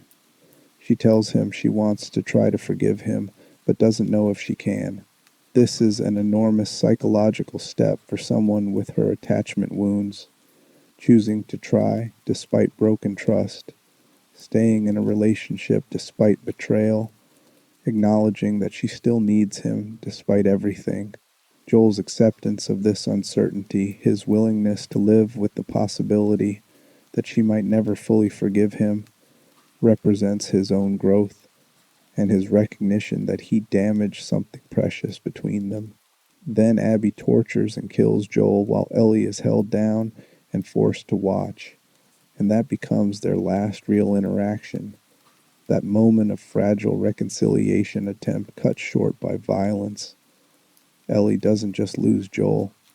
She watches him be tortured to death over many minutes, is physically restrained and forced to witness his slow murder, experiences the helplessness of being unable to save him or even close her eyes to avoid seeing.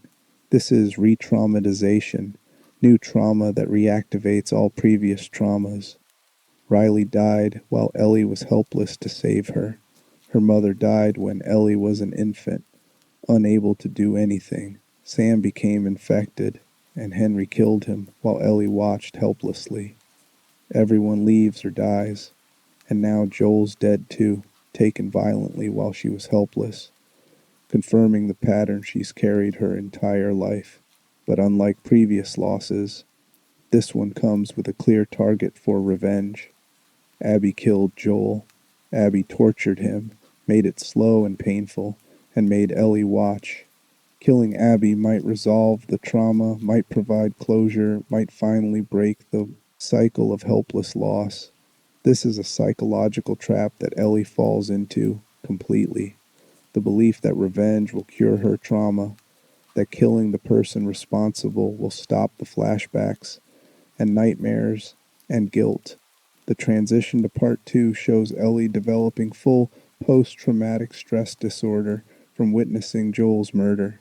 She experiences intrusive flashbacks that are triggered involuntarily by situations that remind her of the aquarium where Joel died, the sound of breaking glass, the sight of certain lighting, being held down or restrained. These triggers send her immediately back into experiencing Joel's murder as though it's happening right now, complete with physical sensations of terror and helplessness, visual imagery of his battered face, auditory memory of his screams, and the sound of a golf club hitting flesh and bone. She has nightmares, waking up screaming, experiencing Joel's death over and over in sleep where she can't control or escape the memories. She becomes hypervigilant, constantly scanning for threats, unable to relax even in Jackson's relative safety, startling at unexpected sounds or movements. She develops negative cognitions, believing she's fundamentally cursed, that everyone she loves will die violently, that she doesn't deserve happiness or peace, that she's contaminated by death and loss. Her guilt expands to include not just Riley's death, but Joel's death too, believing she should have forgiven him sooner, should have reconciled fully before he died, that her anger and distance somehow contributed to his death, even though rationally she knows Abby didn't kill him because of their estrangement. The avoidance symptoms manifest as inability to talk about Joel, avoidance of guitar which he taught her to play because playing reminds her of him, difficulty being present in her relationship with Dina because presence means feeling, and feeling means accessing trauma. She goes through motions but isn't really there emotionally, disconnected from herself and others, surviving moment to moment without actually living.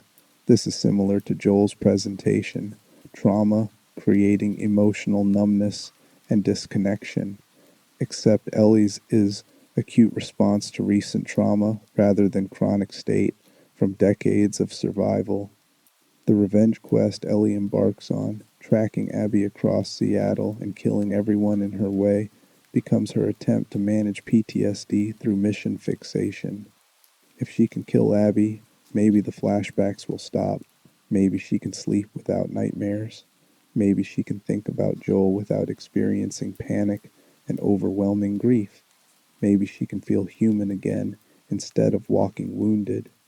This is the same mechanism we saw with Abby's revenge against Joel, channeling trauma into a focused mission that provides structure and purpose while avoiding actual trauma processing.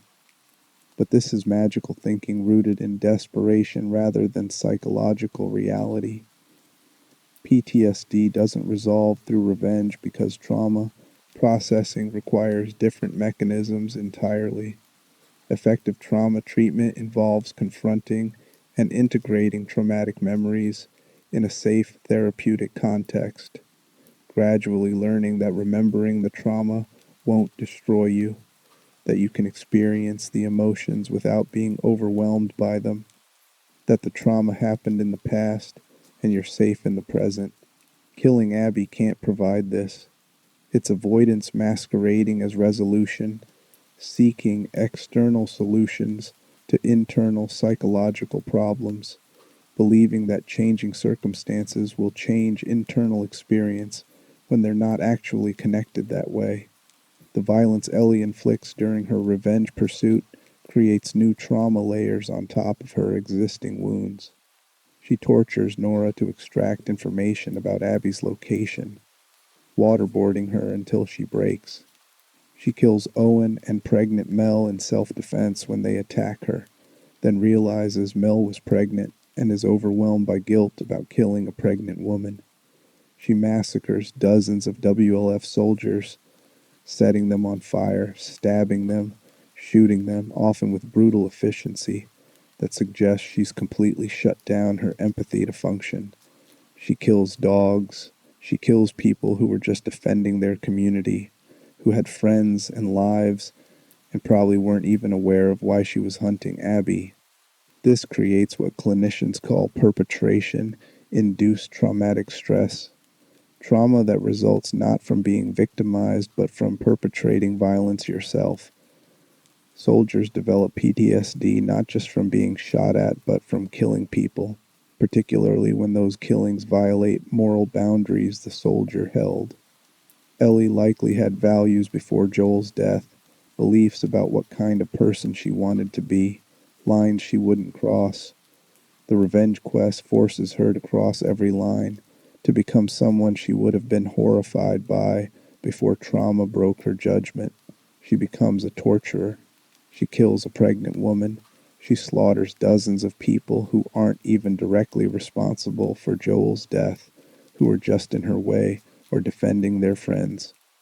This creates guilt that compounds her existing survivor's guilt and PTSD, ensuring that even if she kills Abby, even if revenge provides the closure she's seeking, she'll still be psychologically destroyed by what she had to do to achieve it. The revenge is destroying her faster than the trauma she's trying to resolve, creating new moral injury with each violent act. The moral injury component is crucial to understanding Ellie's deterioration throughout Part 2. Moral injury occurs when someone violates their own moral code through action or inaction, creating psychological damage that involves guilt, shame, and damage to self-concept as a moral being. Ellie's moral injury doesn't come from defending herself or surviving. It comes from torturing Nora when she could have found other ways to get information, from killing Mel without checking whether she was pregnant, from the methodical way she kills people, suggesting she's become comfortable with violence in ways that contradict who she wants to be. She recognizes this herself in moments of clarity. After torturing Nora, she's traumatized by what she did, shaking and unable to talk about it.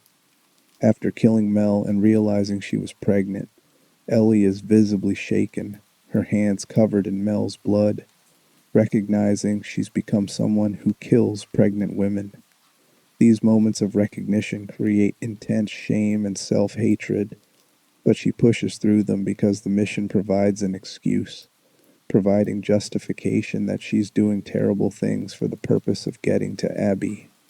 The mission becomes permission to be a monster, and Ellie takes that permission while simultaneously hating herself for it. The theater confrontation where Abby beats Ellie nearly to death, kills Jesse, critically injures Tommy, and threatens to kill Dina and her unborn baby, demonstrates Ellie's PTSD and fear of abandonment colliding catastrophically. She's helpless again, unable to protect people she cares about, watching them suffer because of her decisions. Jesse dies because Ellie brought him to Seattle. Tommy is permanently disabled because he followed Ellie's revenge quest. Dina and her baby are threatened because Ellie involved them. This reinforces every trauma she's carried. She's helpless like when Riley died. She's losing people like she's always lost people. Her attachment figures are being taken from her through violence she couldn't prevent, confirming that everyone she loves either dies or leaves. The PTSD flashback she experiences during the fight, seeing Joel's death superimposed on present danger, shows how past and present trauma are merging into overwhelming psychological assault. She's not just fighting Abby in that theater. She's fighting everyone who's ever hurt her, everyone she's failed to protect, every loss she's experienced. The flashback makes it impossible to stay grounded in present reality, makes Abby simultaneously the woman attacking her now and the woman who killed Joel months ago, collapsing time, so all trauma happens at once. When Abby spares Ellie and Dina after Lev intervenes, stopping Abby from cutting Dinah's throat, Ellie experiences this as another form of helplessness. She couldn't save them through fighting. She owes their survival to Abby's mercy and Lev's intervention, not to her own competence. This deepens her sense of powerlessness and failure. She went to Seattle to kill Abby and avenge Joel, and instead she got Jesse killed, Tommy permanently injured, herself beaten nearly to death, and only survived because Abby chose to spare her. The revenge mission has failed catastrophically, and everyone she loves has paid the price. Ellie returns to Jackson and attempts to build a normal life on the farm with Dina and their baby JJ. This is what she claimed to want: peaceful domestic existence with family, safety, and stability. But she's experiencing constant PTSD symptoms that make this peaceful life unbearable. She can't sleep because of nightmares. She can't play guitar because Abby bit off two of her fingers during their brutal fight in the water at Santa Barbara, meaning she physically can't play the song Joel taught her, making her psychological loss physical and permanent. She's having frequent flashbacks triggered by mundane elements of farm life. She's emotionally numb, unable to connect with Dina or JJ, unable to experience joy or pleasure, going through motions of domestic life without being present. The emotional numbness is particularly devastating for Ellie's relationship with Dina. Dina is trying to build life with her, trying to create a family, trying to give Ellie the secure attachment and domestic peace she never had growing up. But Ellie can't reciprocate. She's not withholding deliberately. She's simply incapable of accessing positive emotions, of being present, of connecting. This is PTSD's cruel trick, removing your ability to experience the good things you fought to survive for, leaving you alive but unable to actually live. From an outside perspective, Ellie's decision to leave the farm and hunt Abby again appears irrational, self-destructive, evidence of someone choosing revenge over family. Dina sees it this way, gives Ellie an ultimatum that if she leaves, Dina won't be here when she returns. Tommy sees it as unfinished business they both need to complete. But from inside Ellie's traumatized mind, leaving isn't really a choice. The PTSD makes every moment at the farm unbearable. She's trapped with constant reminders of Joel, constant flashbacks, constant awareness that she failed to avenge him, constant inability to be the partner and parent that Dina and JJ need. She genuinely believes, whether correctly or not, that the only way to stop the PTSD is to finish what she started, that killing Abby is necessary for her to have any chance at recovery. This belief is wrong psychologically, but it's how PTSD often distorts thinking. The flashbacks create such intense suffering that any action that might stop them feels necessary regardless of cost. Ellie has tried living with the trauma for months. She's tried building a new life. She's tried focusing on the present rather than the past. None of it works. The PTSD remains as severe as ever, disrupting her sleep, her relationships, her ability to function. Killing Abby becomes a symbolic solution. The belief that if she can complete the revenge, if she can balance the scales, if she can prove she wasn't helpless, then maybe her brain will finally allow her to move forward. The final confrontation at the beach in Santa Barbara brings Ellie's psychological journey to crisis point. She tracks Abby to the Rattlers' encampment, finds her starved and crucified along with Lev, both barely alive after months of captivity and torture. Ellie rescues them, cuts them down, helps them reach boats. Then she insists on fighting Abby anyway, threatening to kill Lev if Abby doesn't comply. This is Ellie at her absolute lowest, so consumed by a trauma-driven need for revenge that she's willing to threaten a child to force someone who's already been tortured nearly to death to fight her. During the fight in the water, as Ellie is drowning Abby with hands around her throat feeling life leave her body, Ellie has flashback to Joel on his porch, alive and present rather than flashback to his death. This is the first time her flashbacks have shown Joel alive rather than dying, and the content of the memory is significant. It's their last conversation where Ellie told Joel she wanted to try to forgive him. where Joel accepted that he might never be fully forgiven but was grateful she'd try. In this memory, Joel is alive and they're reconciling, and Ellie realizes in that moment several things simultaneously. She realizes that killing Abby won't bring Joel back, won't undo his death, won't change that their reconciliation was incomplete. She realizes that Joel's death doesn't have to be the defining memory, that she can choose to remember other moments, better moments, their connection rather than just its end. She realizes that revenge has cost her everything. Dinah and JJ are gone. Tommy won't speak to her. She's killed dozens of people and tortured others, and none of it has made her feel better.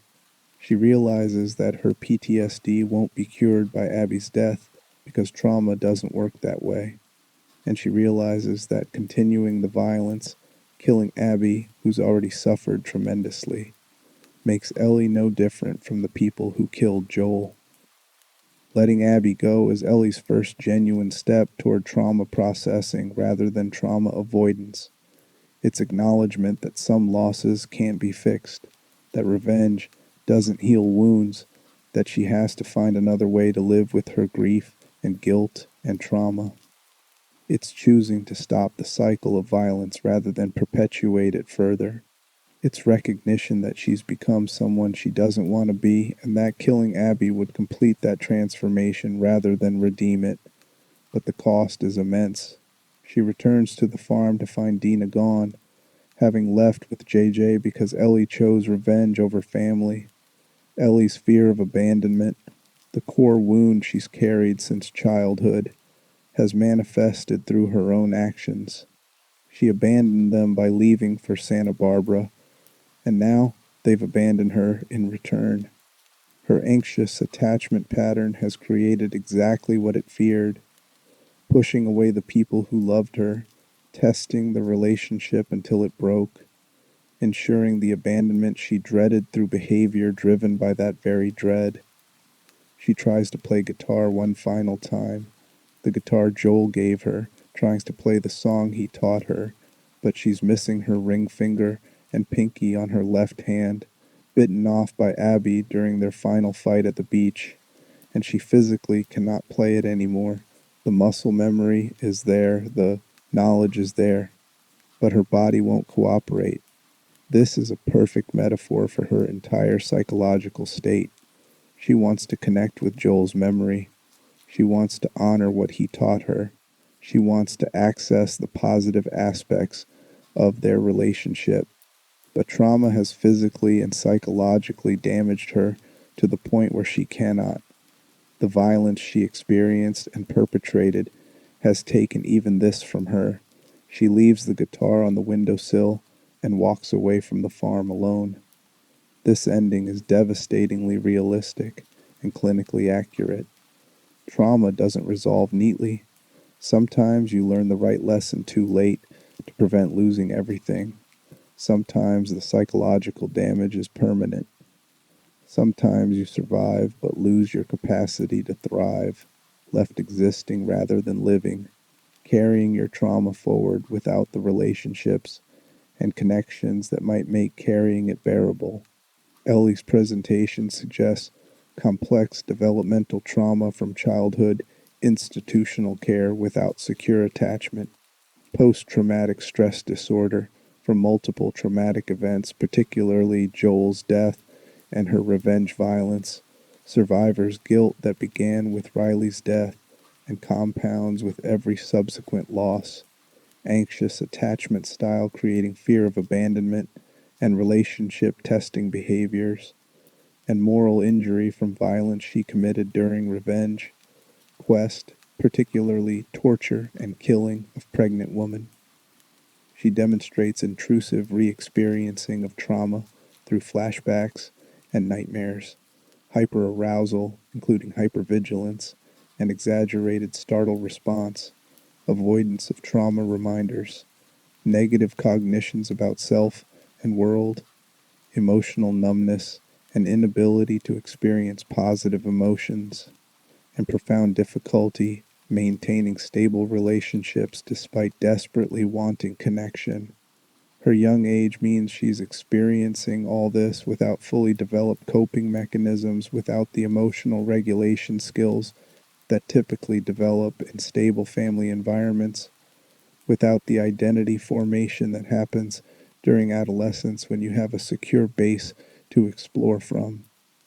Instead, her entire adolescence and early adulthood have been characterized by survival, loss, and trauma, leaving her psychologically damaged in ways that will require years of intensive therapy to address if she ever gets access to such treatment. Ellie's story is the tragedy of someone who never got a chance to heal from earlier trauma before new trauma occurred.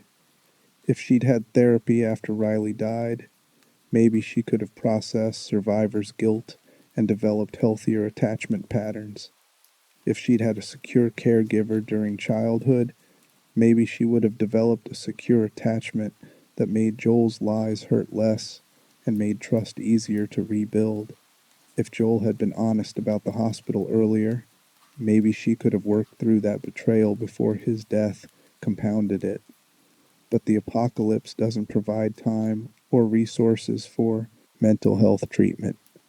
People carry trauma forward, accumulating psychological wounds without ever addressing them until they break under the weight.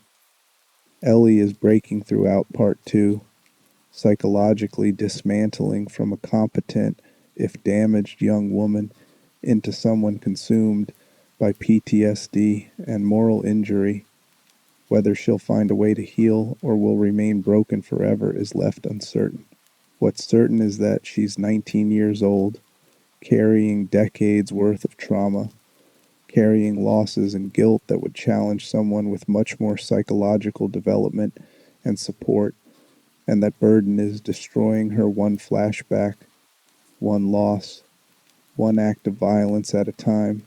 She survives physically, but the survival is hollow, leaving her alive but unable to access the things that make life worth living: connections and joy and purpose and meaning, all eroded by trauma she was never equipped to process.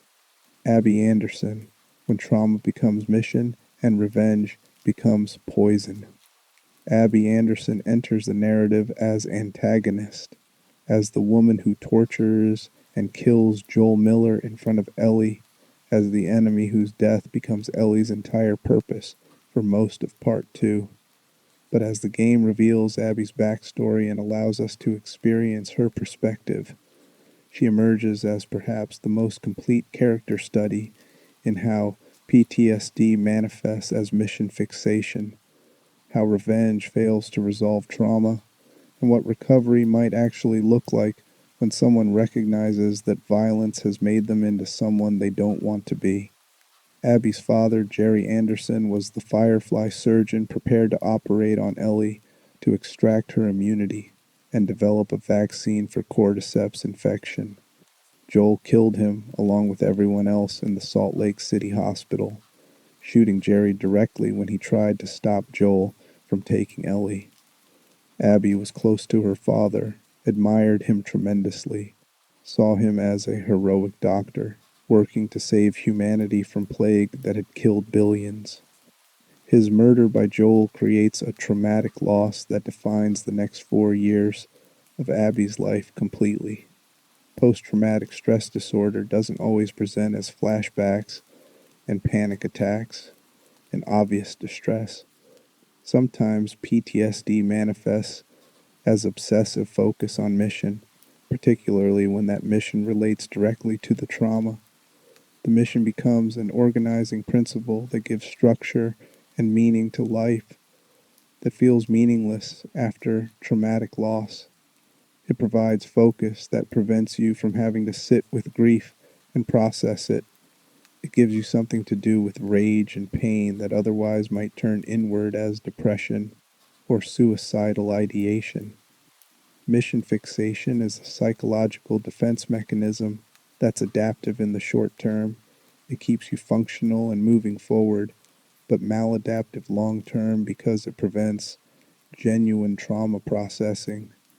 Abby's transformation from compassionate young woman into brutal soldier capable of torturing someone to death occurs through trauma-driven behavioral change. Before her father's death, she was an idealistic teenager excited about her father's work, close to her friends Owen and Manny, had a romantic relationship with Owen that seemed healthy and promising. After her father's murder, she becomes obsessed with physical training, building muscle mass through weightlifting that borders on compulsiveness, transforming her body into a weapon capable of the violence she'll need to enact. She volunteers for every dangerous patrol or mission that might provide leads on Joel's location. She becomes emotionally distant from friends, irritable and difficult to connect with, unable to maintain her relationship with Owen because she's not emotionally available for intimacy. This is textbook trauma response, specifically the hyperarousal and negative emotional state components of PTSD. Abby thinks about killing Joel constantly. She's prepared elaborate plans for what she'll do when she finds him. She's rehearsed it mentally thousands of times over 4 years, fantasizing about revenge with a level of detail that suggests she spent more time living in imagined future revenge than in her actual present life. The mission has consumed her entirely, turned her into a person defined by a single goal to the exclusion of everything else. When she finally encounters Joel and Tommy during a blizzard outside Jackson, when Tommy introduces himself and Joel by name without realizing these are the people Abby has been hunting for years, Abby's response is immediate and overwhelming. She shoots Joel in the leg, beats him with a golf club over and over while he's helpless on the ground, tortures him slowly while Ellie and Tommy are restrained and forced to watch. This isn't sadism exactly, though it manifests as such. This is 4 years of trauma-driven anticipation being released all at once. 4 years of rage and grief and rehearsed revenge being enacted with violence amplified by PTSD's distorted cognition. The torture, making Joel suffer rather than killing him quickly, comes from PTSD's characteristic negative cognitions about justice and proportion. Abby believes making Joel suffer will somehow balance the scales, will make his death proportional to her father's death, and will provide the emotional resolution she's been seeking.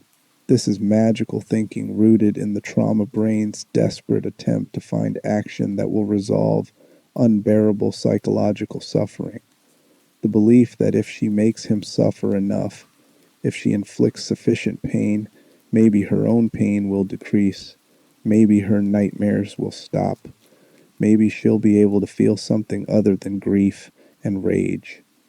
But here's what the game demonstrates with brutal honesty. Revenge doesn't cure PTSD.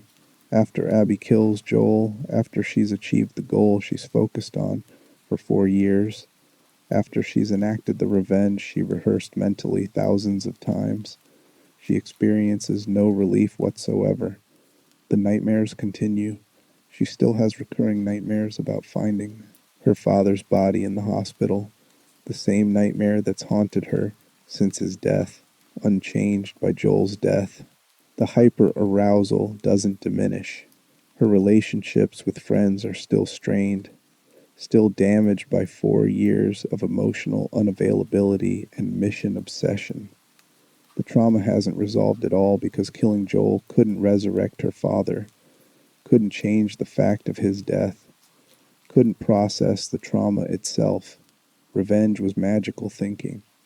The belief that external action could fix internal psychological damage. It's a belief that appears psychologically logical when you're consumed by trauma. You feel terrible.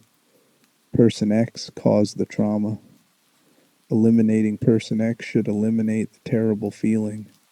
But trauma doesn't work that way because the terrible feeling isn't actually being caused by Person X's continued existence. It's being caused by memories and neurological changes and psychological damage that exist inside you. that person X's death cannot touch. The revenge fantasy provides structure and purpose while avoiding the actual work of trauma processing, which is painful and requires confronting rather than avoiding the feelings.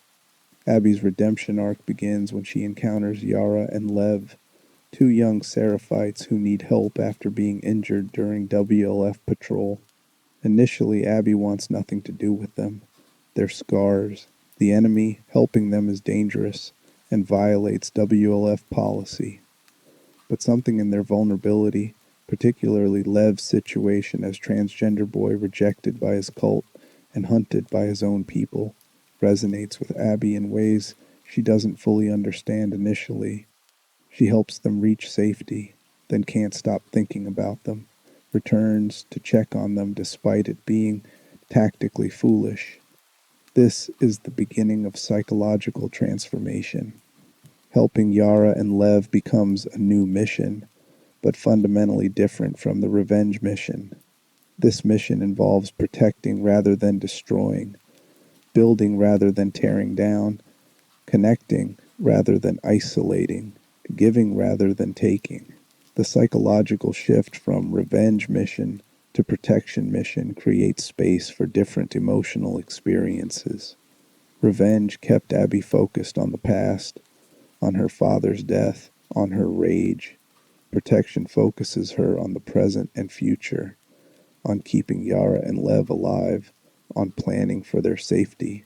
The psychological transformation this creates is significant from a clinical perspective. Abby begins experiencing what researchers call eudaimonic well-being, a sense of meaning and purpose that comes from helping others and acting according to values. This differs from hedonic well-being, which comes from pleasure and enjoyment. Abby isn't suddenly happy or joyful. She's still carrying her trauma and grief, but she's finding meaning through pro-social action, through protecting people who need protection, through being the kind of person her father was, someone who helped people rather than hurt them. Her nightmares about her father start changing. Instead of finding his corpse, she starts dreaming about him alive in the hospital, going about his work, interacting with her normally. This suggests her PTSD symptoms are beginning to ease not through revenge, but through redirection of energy toward goals that align with her father's values. She's processing trauma through action that honors who he was, that embodies his principles, rather than through violence that contradicts everything he believed in. This is a clinically accurate portrayal of one trauma recovery path. While formal therapy is most effective, when therapy isn't available, people can experience symptom reduction through meaning making and pro-social action. Finding purpose beyond yourself, helping others, acting according to your values even when it's difficult. These create psychological benefits that accumulate over time. They don't erase trauma, but they provide context that makes trauma more bearable, that suggests life contains meaning despite suffering, that you can be a person who creates good even though bad things happen to you. The confrontation with Ellie at the theater demonstrates Abby's ongoing trauma response and moral degradation from her revenge quest. She's prepared to kill Dina even after learning she's pregnant, showing how desensitized to violence she's become, how her empathy has been eroded by 4 years of mission fixation followed by days of fighting through Seattle. Only Lev's intervention stops her, his simple statement, "Don't," reminding her of who she's trying to become rather than who trauma and violence have made her. This is the critical moment where Abby recognizes that she's become someone capable of killing a pregnant woman to satisfy revenge impulse, that violence has corrupted her values and identity. Abby's choice to spare Ellie and Dina represents her choosing future over past, choosing the person she wants to become over the person trauma made her. It's her breaking the revenge cycle from her side, recognizing that more violence won't resolve anything, that Liv's opinion of her matters more than satisfying rage against people who killed her friends. This shows remarkable psychological growth, ability to interrupt trauma-driven behavior in the moment to choose value-guided action over impulse-driven violence. The second confrontation with Ellie at Santa Barbara shows how far Abby's recovery has progressed despite intervening trauma of being captured and enslaved by rattlers. She's been starved and crucified for months, barely alive when Ellie finds her. When Ellie insists on fighting after Abby has cut her and Lev down, has helped them reach boats, and has shown no hostility, Abby explicitly says she doesn't want to fight, that she's done with violence. Her mission has completely transformed. It's no longer about revenge or even protection in a violent sense. It's simply about survival and getting Lev to safety, about moving forward rather than backward. She fights Ellie only because Ellie threatens Lev, because Ellie won't let them leave. And when Ellie finally releases her, Abby takes Lev and escapes without looking back. She doesn't gloat, doesn't try to kill Ellie despite having opportunity, doesn't take revenge for months of torture and near death. She's choosing forward motion over backward-looking vengeance, choosing future possibility over past grievances, choosing to end the violence rather than perpetuate it. This is what trauma recovery looks like in realistic terms. Not sudden healing or complete resolution, but gradual shift in priorities and behaviors, ability to interrupt trauma-driven patterns, choosing to act according to values even when trauma-driven impulses push toward violence. Abby will never be the person she was before her father's death.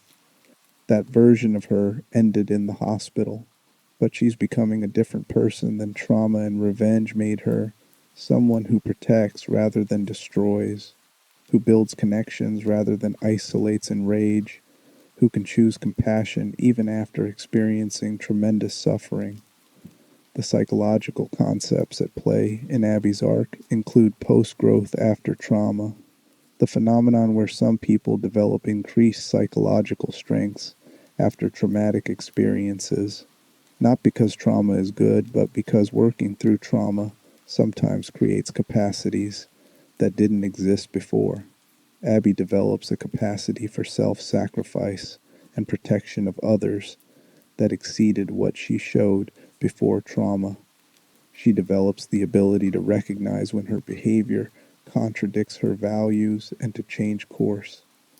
She develops resilience that allows her to survive months of torture and immediately focus on Lev's welfare rather than her own suffering. Her arc also demonstrates that revenge creates moral injury that compounds original trauma. Abby's torture of Joel, her willingness to kill Dina while pregnant, her participation in violence against former friends like Owen and Mel when they're killed by Ellie, all create guilt that adds to her grief about her father. The revenge didn't just fail to heal her trauma, it made her psychological burden worse by adding guilt about becoming someone who tortures people and nearly kills pregnant women.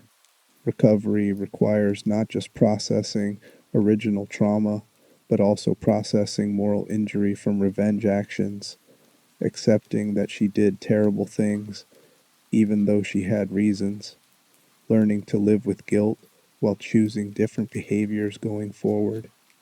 The diagnosis for Abby includes post-traumatic stress disorder from witnessing her father's murder, manifesting as intrusive nightmares, hyperarousal focused on revenge mission, negative emotional states, including rage and grief that dominated her functioning, and avoidance of processing the loss itself in favor of focusing on revenge. She likely also has depressive symptoms, given her emotional numbness and difficulty experiencing joy until she starts helping Yara and Lev. Her physical transformation through obsessive bodybuilding could indicate exercise addiction or body dysmorphia as a maladaptive coping mechanism, using physical pain and control to manage emotional pain that felt unmanageable. Her violence toward Joel and willingness to kill Dina suggest moral injury, guilt from violating her own values that manifests after the actions when she recognizes what she's become. Abby represents what recovery can look like, even in an apocalyptic context, without formal mental health treatment. She experiences severe trauma, develops clinical PTSD, attempts resolution through revenge and discovers it fails completely, then finds alternative paths through pro-social behavior and connection with others. Her story doesn't provide easy answers or complete healing. She's still traumatized at the end, still carrying her father's death, still vulnerable to PTSD symptoms reactivating under stress. But she's functional, she's moving forward, she's found purpose beyond revenge, and she's maintained her humanity despite years of violence and months of torture. In the brutal world of The Last of Us, that counts as psychological success. Tommy Miller, The Burden of Being the Fixer. Tommy Miller exists partially in Joel's shadow throughout the series, the younger brother who went through outbreak with Joel, who participated in their years as hunters killing other survivors, who eventually couldn't live with the violence anymore and sought redemption first through joining the Fireflies and later through settling in Jackson and building community. Tommy's psychology demonstrates a different trauma response than Joel's avoidant numbness. Tommy developed the need to fix things, to make amends for past violence by building community and protecting others, to earn redemption through pro-social action that might somehow balance the terrible things he did during Hunter years. This manifests as what psychologists call reaction formation, an unconscious psychological defense mechanism where someone acts in a manner opposite to unacceptable impulses or feelings. Tommy feels tremendous guilt about killing innocent people as a hunter. He responds by becoming a compulsive protector and builder, someone whose identity centers entirely on helping and fixing and making things better. This seems like a healthy response on surface, certainly better than Joel's emotional numbness, but it's still maladaptive because it prevents genuine processing of his guilt and creates psychological structure where his self-worth becomes contingent on external validation and success at protecting others. Tommy carries significant moral injury from the Hunter years. Unlike Joel, who numbed himself to the ethical implications of killing innocent people for supplies, Tommy remained emotionally connected to the horror of what they were doing. Each person they ambushed and killed registered for Tommy as a moral violation, as a contradiction of values he held about human life and dignity. This created accumulating guilt that eventually became unbearable, forcing him to leave Joel and seek redemption through other means. His departure from Joel wasn't just tactical disagreement about survival methods, it was a psychological necessity. Continuing to kill innocent people was destroying Tommy's sense of himself as a good person, creating a moral injury so severe he had to remove himself from the situation even though it meant leaving his brother. His time with the Fireflies was an attempt to make amends, to balance the ledger by fighting for a cause greater than mere survival. If he could help the Fireflies restore civilization, develop cure, rebuild society, maybe that would counterbalance the people he killed as Hunter. But the Fireflies were disorganized, often brutal themselves and ultimately unsuccessful. The redemption Tommy sought through them never materialized. When he found Jackson and committed himself to building community there, he found a more effective outlet for his need to fix things and earn redemption. The psychological pattern here is using reparative action to manage guilt instead of processing guilt through examination and acceptance. Instead of sitting with what he did as Hunter, accepting that he violated his values, understanding why he made those choices, and forgiving himself while committing to different behavior, Tommy tries to outrun his guilt by doing good deeds. Every person he helps in Jackson is a symbolic attempt to counterbalance someone he hurt as a hunter. Every wall he builds is penance for walls he breached. Every life he protects redeems one of the lives he took. This creates compulsive helping behavior where his sense of worth becomes tied to being useful, being protector, being the person who solves problems. His identity isn't grounded in inherent worth as a human being. It's contingent on what he does for others, on his functionality and usefulness. This makes him vulnerable to psychological collapse when he fails to protect someone because failure doesn't just mean bad outcome. It threatens his entire identity structure and sense of redemption. His relationship with Maria seems relatively healthy, one of the few stable partnerships we see in the Last of Us universe. But even that relationship contains his pattern of fixing and protecting. Maria is Jackson's leader, strong and competent, but Tommy positions himself as her protector and supporter, finding ways to be useful and necessary. When she becomes pregnant in the HBO series timeline, Tommy's anxiety about protecting both her and future child intensifies his already compulsive need to keep people safe. Joel's death activates Tommy's trauma and guilt catastrophically. He couldn't protect his brother despite all his skills and experience. Joel was tortured and murdered while Tommy was injured and helpless to intervene.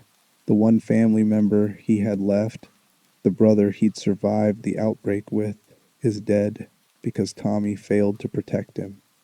This isn't just grief. This is re-traumatization that reactivates his hunter guilt and moral injury. Suddenly, Tommy's attempts at redemption feel meaningless. He built a community and tried to protect people, but couldn't even protect Joel. His psychological defense of being the fixer has failed completely. Tommy's pursuit of revenge against Abby is driven by a desperate need to restore his identity as protector and atone for his failure. If he can kill Abby, maybe that balances Joel's death. Maybe that proves he's still capable, still the person who fixes things and protects people. Maybe that resolves the guilt and helplessness. He pressures Ellie to go to Seattle, volunteers to go with her despite Maria's objections, and becomes consumed by the mission just as completely as Ellie is. For Tommy, revenge isn't primarily about justice or grief. It's about proving he's not the person who failed Joel, about restoring the fixer identity that's threatened by that failure. The physical injuries Tommy sustains during the Seattle sequence, particularly losing an eye and suffering probable traumatic brain injury from being shot in the head, compound his psychological trauma with permanent disability. He returns to Jackson with vision impairment, balance problems, chronic pain, and cognitive difficulties that make him unable to perform the protective duties that formed his identity. He can't go on patrols anymore. He can't contribute to Jackson's defense the way he did. His entire identity was built on being useful, being protector, being capable. His injuries make that identity unsustainable. Maria leaves him because she cannot continue a relationship with someone so consumed by revenge that he's willing to destroy what remains of their life together. She needs him to let go of vengeance, to focus on healing and their relationship, to accept that Joel is dead and revenge won't bring him back. Tommy cannot do this because revenge has become psychologically essential to him. Without it, he has to sit with his failure and his injuries and his destroyed identity, has to face that he's no longer the fixer, that he couldn't protect Joel and now can't even protect himself or Maria. The revenge mission is all that stands between him and complete psychological collapse. His marriage falling apart compounds his trauma. Maria was his anchor, his connection to redemption and purpose. Losing her means losing another person he failed to protect, another relationship destroyed by his inability to manage trauma effectively. He's isolated now in ways that echo Joel's isolation before Ellie, except Tommy's isolation is worse because he had community and love and purpose and lost them all. His final scene pressuring Ellie to go after Abby again, showing up at her farm months later with a map and information about Abby's location, demonstrates how completely his trauma has consumed him. He's willing to manipulate Ellie's guilt, willing to damage their relationship further, willing to send her back into danger, all because he cannot live with his own failure and is using her as a proxy to achieve the revenge his body can no longer pursue. He tells her she promised him, reminds her that they owe Joel this, uses every manipulation technique to make her go, despite knowing it will likely get her killed. This is Tommy's lowest point, his absolute nadir. His trauma and guilt have made him willing to sacrifice his niece's well-being, her relationship with Dina and JJ, potentially her life, all for his own psychological relief.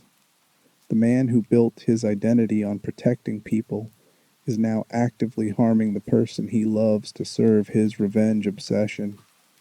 It's tragic because Tommy was genuinely trying to be a good person, to atone for Hunter years, to build and protect rather than destroy. His trauma warped that good impulse into something destructive, proving that even prosocial defenses can become pathological when they're not balanced by genuine trauma processing. Tommy likely suffers from PTSD, though perhaps less severely than Joel's chronic presentation. He has moral injury from Hunter, years that never fully resolved despite his extensive attempts at reparation through building Jackson. He develops survivor's guilt after Joel's death, complicated by his physical disability that makes him feel useless and burdensome. His compulsive need to fix things and protect others, while seemingly a positive trait, actually represents a maladaptive coping mechanism that prevents genuine processing of his guilt and creates psychological structure dependent on external validation. His inability to accept failure or limitation, his persistence in a revenge mission despite everyone asking him to stop, his willingness to manipulate Ellie into pursuing vengeance he can't achieve himself, suggests obsessive features that might warrant additional diagnostic attention. His cognitive difficulties from traumatic brain injury compound these psychological issues, making emotional regulation harder, making impulse control more difficult, making him more vulnerable to trauma-driven decision-making. Tommy represents well-intentioned trauma response that still fails, that still creates harm despite good intentions. He's trying to heal through action, through building and protecting and making amends. This is better than Joel's complete avoidance and emotional shutdown. It's more socially beneficial, creating community and safety for others. But it's still not genuine trauma processing because he's never confronted his Hunter actions directly, never sat with the guilt and worked through it, never accepted that some things can't be fixed or balanced. When his ability to fix things is removed through Joel's death and his own disabling injuries, when his defense mechanism becomes impossible to maintain, he has no other coping strategies. He hasn't developed emotional regulation skills that don't depend on action. He hasn't learned to sit with uncomfortable feelings without immediately trying to fix or change them. He hasn't built self-worth that's independent of his usefulness to others. This leaves him psychologically destroyed when circumstances prevent him from being useful, vulnerable to complete deterioration when the one thing that gave his life meaning becomes impossible. Tess Servopoulos, fatalistic acceptance and the freedom of having nothing left to lose. Tess operates as Joel's partner, in smuggling and romantic relationships during the first game's opening sections in Boston.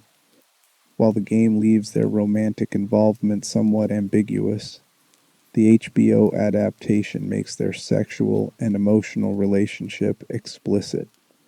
Her psychology demonstrates what clinicians call fatalistic acceptance, trauma response, where someone accepts their eventual death as inevitable and lives accordingly. This creates a specific psychological profile. A person who takes risks that others wouldn't because fear requires believing you have something to lose, who lives entirely in the present moment because future feels irrelevant, who seems energized rather than depressed by acceptance of mortality because that acceptance removes certain psychological burdens. Tess has survived 20 years of apocalypse through competence and ruthlessness. She's an effective smuggler, skilled at violence, capable of reading situations and people, comfortable making hard choices that keep her alive. But unlike Joel, who's numb and emotionally shut down, Tess seems energized, almost manic in her efficiency. She's focused and purposeful, decisive without hesitation, engaged with her work and life in ways that Joel isn't. This isn't joy or happiness.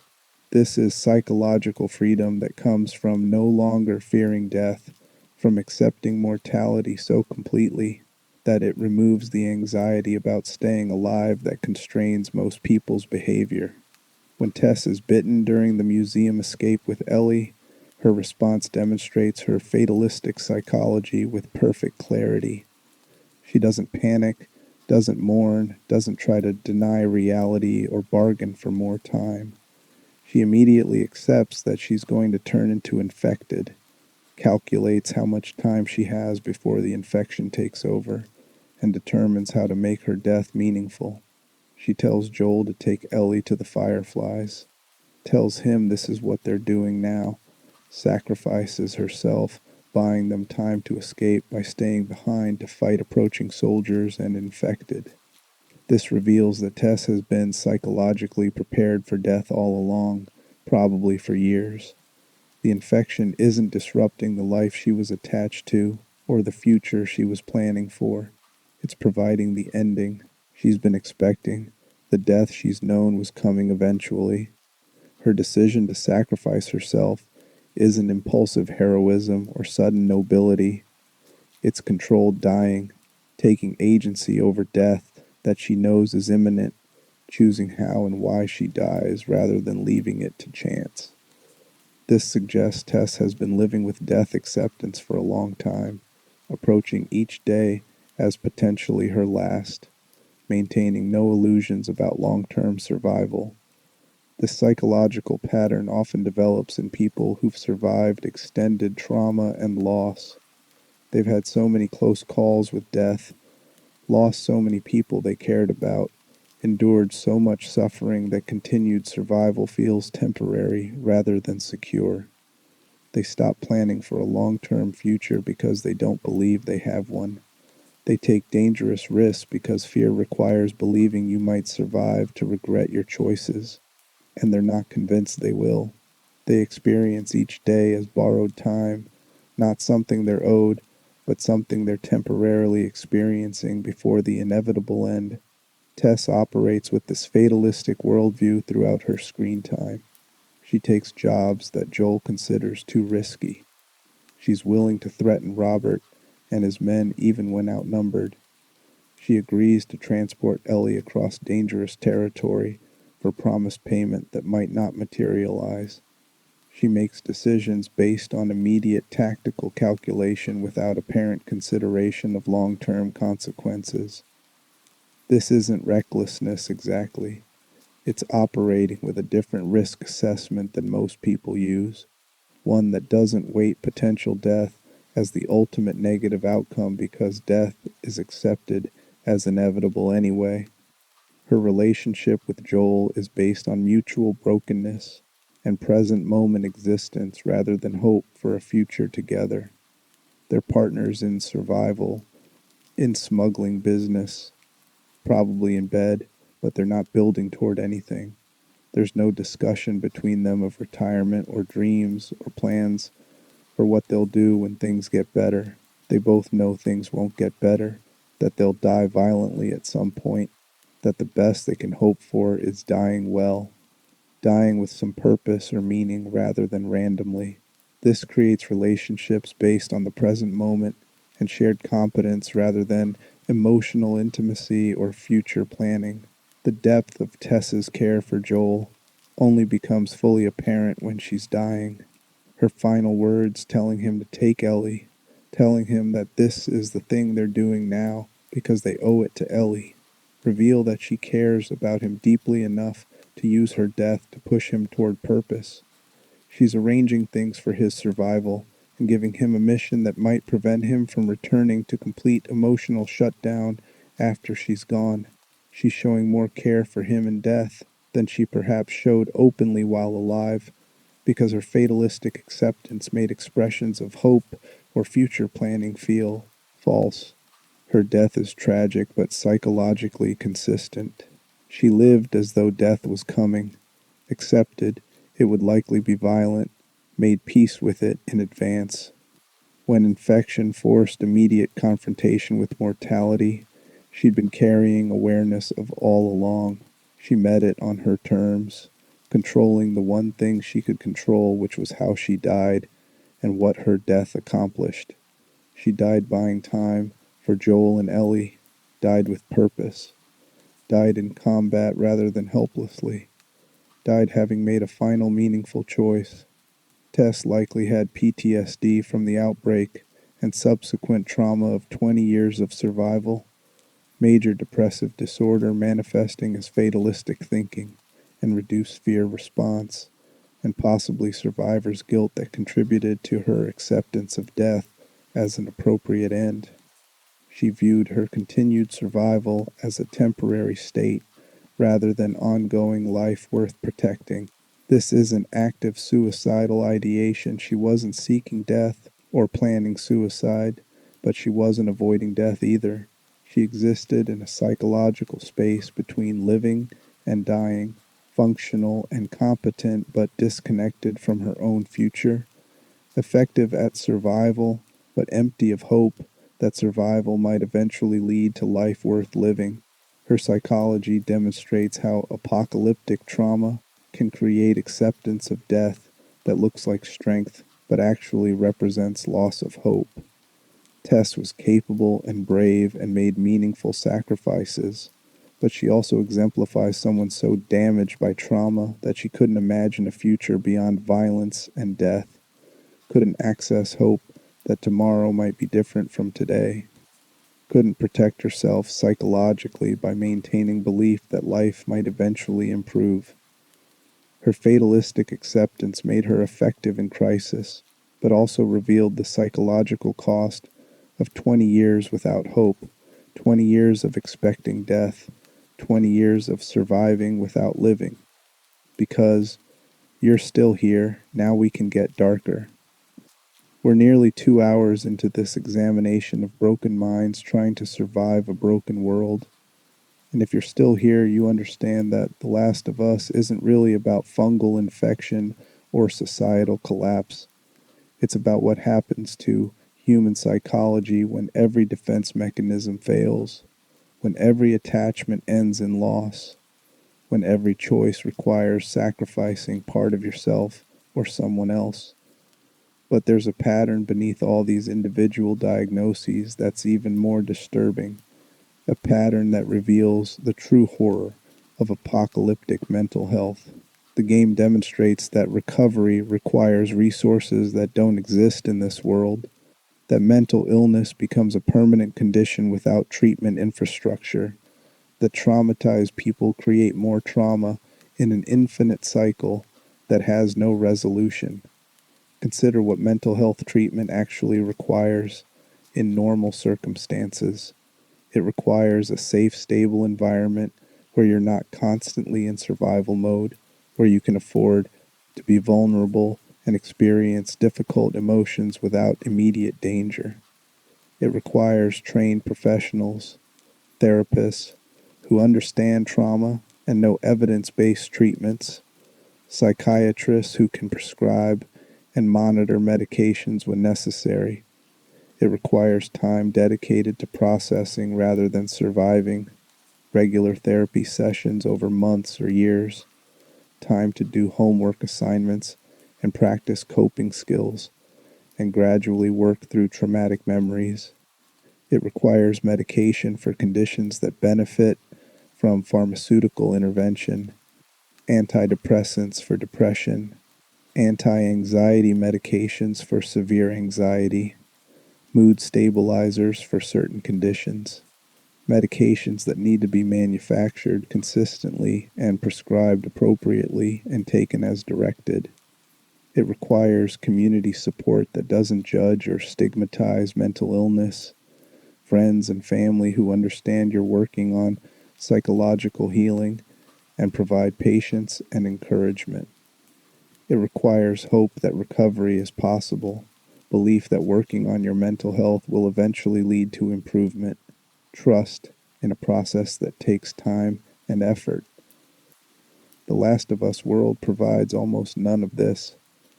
There are no therapists except apparently one support group facilitator in Jackson, and she's probably not a trained clinician, just someone willing to help people talk about trauma.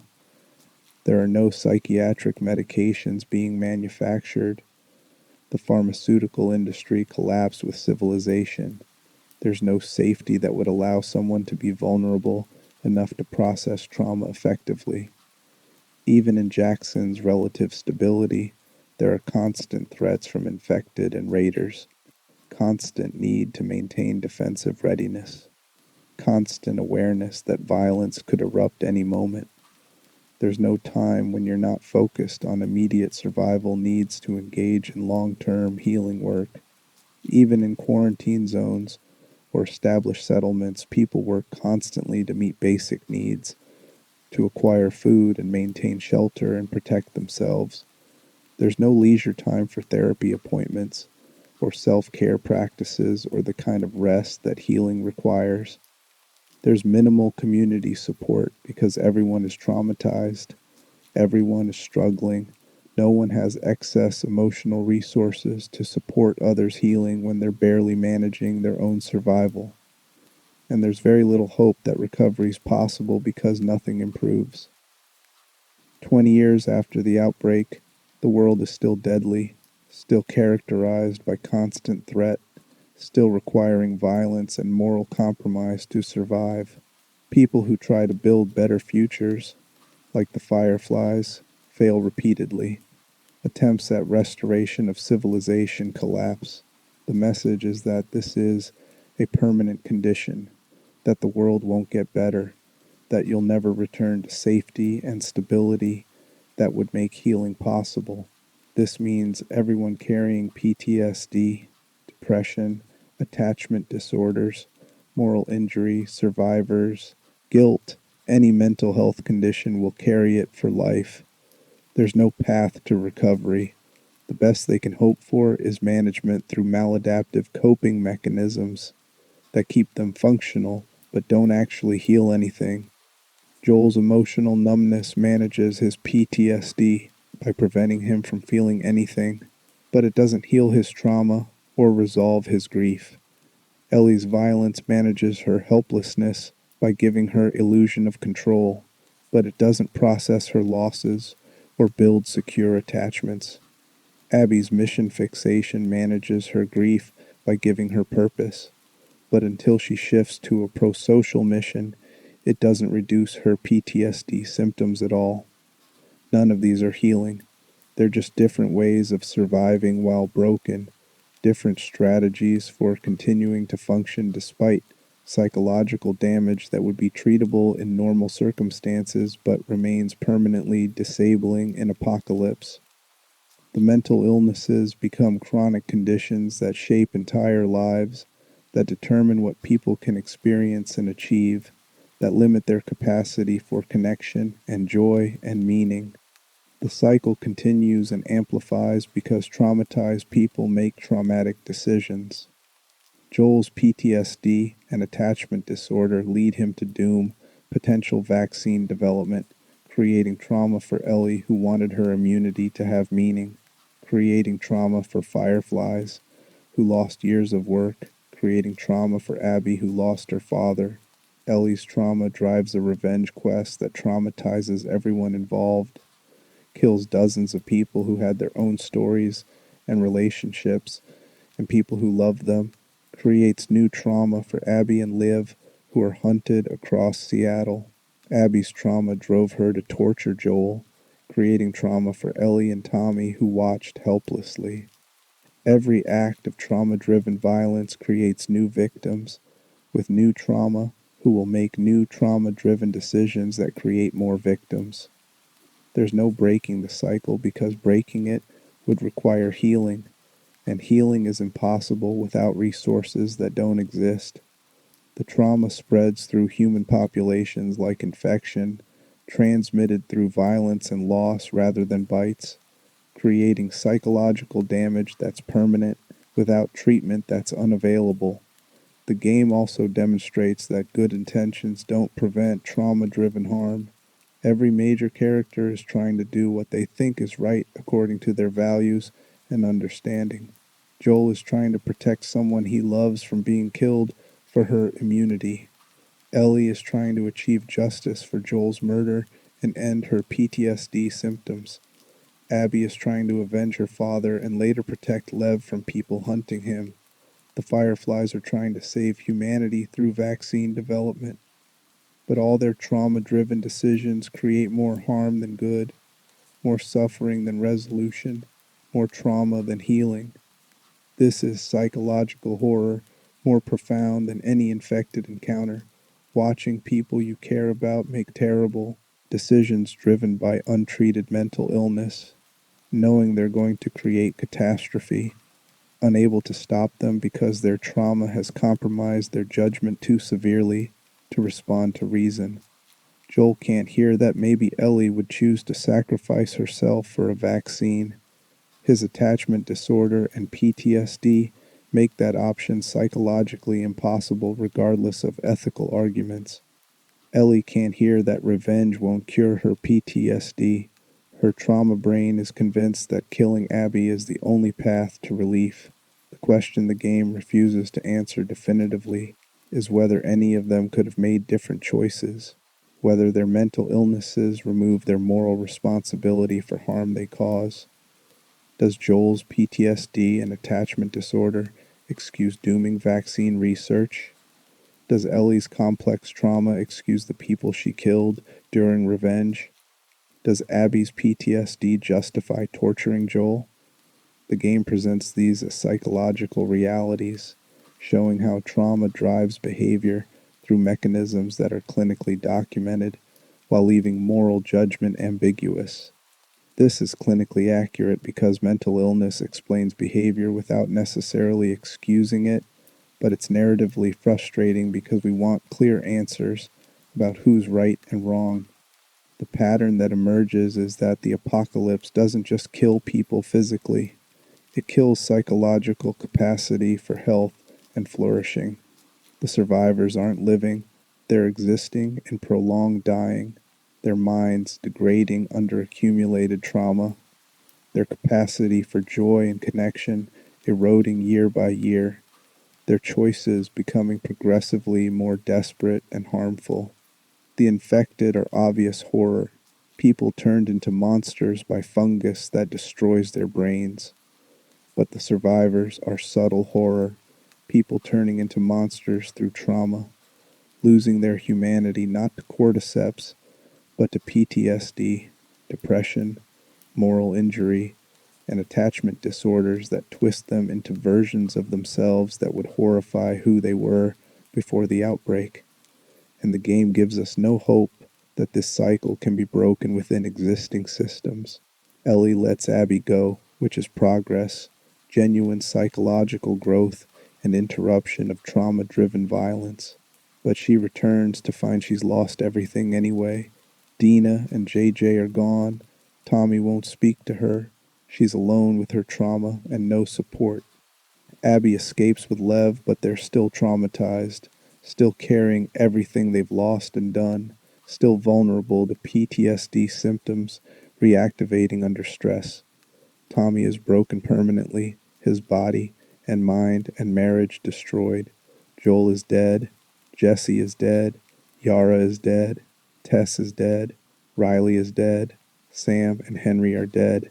The game is saying that in this broken world, the best outcome is surviving traumatized rather than dying, that recovery isn't possible without resources that don't exist, that the infection that matters most isn't cordyceps but psychological damage that spreads just as surely and destroys just as completely.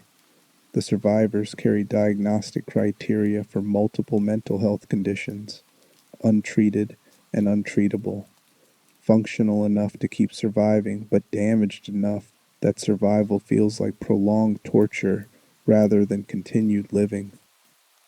The supporting characters, brief lives, lasting trauma, while Joel, Ellie, Abby, Tommy, and Tess receive the most narrative focus.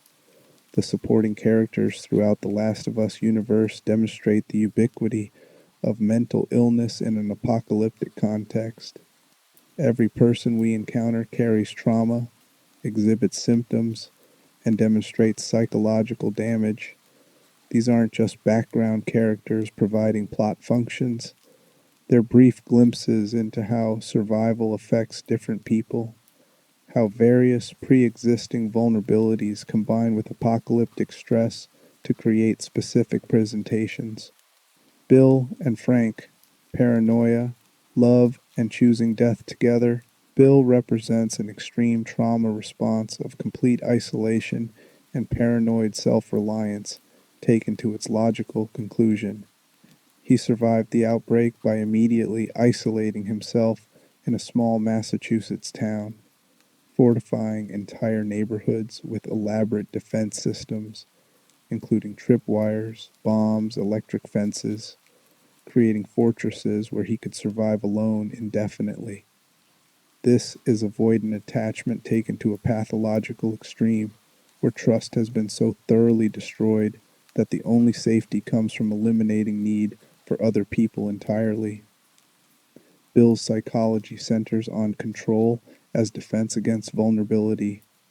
If he controls every variable, maintains every system, trusts no one, prepares for every contingency, then he can't be hurt, can't be infected, can't experience the loss and betrayal that trauma taught him to fear. His backstory in the game suggests he was already somewhat isolated before outbreak, probably had paranoid personality traits, likely experienced rejection or betrayal that made him suspicious of others' motives and hyper-vigilant about threats. The outbreak didn't create his psychology. It validated it completely. His paranoia was proven right by circumstances. The world was dangerous. Other people were threats. Isolation was a rational survival strategy. This validation entrenched his maladaptive patterns, transformed them from personality quirks into survival strategies he could feel completely justified in maintaining. Every person who died from infection or violence confirmed his belief that connection equals danger. Every settlement that fell to raiders or infected confirmed his belief that groups can't protect you like perfect individual preparation can. Frank's arrival in the game's original version disrupts Bill's isolated system by creating a situation Bill can't control. Frank falls into one of Bill's traps, injured and vulnerable, and needs help. Bill's initial response is to provide minimal assistance and send him away, maintaining isolation and control. But Frank's persistence, his genuine need, his vulnerability that isn't manipulation, gradually break through Bill's defenses. Frank stays. They build relationships. Bill allows another person into his fortress and into his life despite every paranoid instinct telling him this will end in loss and betrayal. This is psychologically significant because it suggests Bill's isolation, while extreme, wasn't complete personality transformation. Some part of him still craved connection, still had capacity for attachment, and was waiting for someone safe enough to risk trusting. Frank provided that safety through consistency and genuine affection and respect for Bill's boundaries. Their relationship demonstrates that even severe paranoid personality traits and trauma-driven isolation can be modified when someone provides secure enough attachment experience. In the game's version of events, their relationship lasts years before Frank is bitten and becomes infected. Bill's response to Frank's infection reveals the depth of his attachment and the return of his worst fears. He couldn't protect Frank despite all his elaborate defenses and preparations. The person he let himself love is going to die, confirming Bill's original belief that attachment equals devastating loss. Frank chooses to die by suicide before the infection fully takes him, hanging himself in Bill's house, and Bill discovers the body. This version shows how outbreak trauma can destroy even the connections that manage to form. The guilt Bill carries after Frank's death creates moral injury. He built an entire survival system meant to keep them safe, spent years maintaining defenses and preparing for threats, and it failed in the most important way. Frank died anyway. Bill's elaborate preparations couldn't prevent cordyceps infection. This breaks something in Bill psychologically, proves that control is ultimately an illusion, that no amount of preparation or paranoia can prevent loss. His continued survival after Frank's death appears hollow, going through motions of maintenance without purpose, existing in a fortress that was supposed to protect two people, but now only houses one. When Joel and Ellie encounter Bill in the game, he's functional but clearly damaged by Frank's death. He helps them grudgingly because he owed Joel a favor, but his emotional state suggests someone going through motions without investment. His willingness to help Joel and Ellie, despite his paranoia and isolation, suggests that Frank's death made him slightly more willing to take risks on connection because he's already experienced the worst loss and has less to protect himself from. The HBO series adaptation provides a radically different but equally psychologically rich alternate version of Bill and Frank's story, reimagining their ending completely. In this version, Frank and Bill build life together over years, creating genuine long-term partnership. Frank brings art and beauty and human connection to Bill's fortress existence, gradually transforming Bill's paranoid isolation into something resembling normal domestic life. Bill learns to trust, to be vulnerable, to value connection over control. This represents successful trauma recovery through secure attachment, Bill's paranoia managed through Frank's consistent safe presence. When Frank develops degenerative illness that will kill him slowly and painfully, he makes decision to end his life on his own terms through assisted suicide. He asks Bill to die with him, to choose death together rather than Bill continuing alone after Frank is gone. Bill's agreement represents ultimate trust and connection, choosing death with Frank over survival alone, valuing their partnership so completely that life without Frank holds no meaning. This is the psychological opposite of Bill's original isolation. He's integrated connection so completely into his identity that dying together is preferable to living apart. His love for Frank exceeds his fear of death. His attachment to Frank exceeds his original trauma-driven conviction that connection equals unbearable vulnerability. This represents complete psychological transformation, from paranoid isolation to secure attachment so profound that it encompasses even death.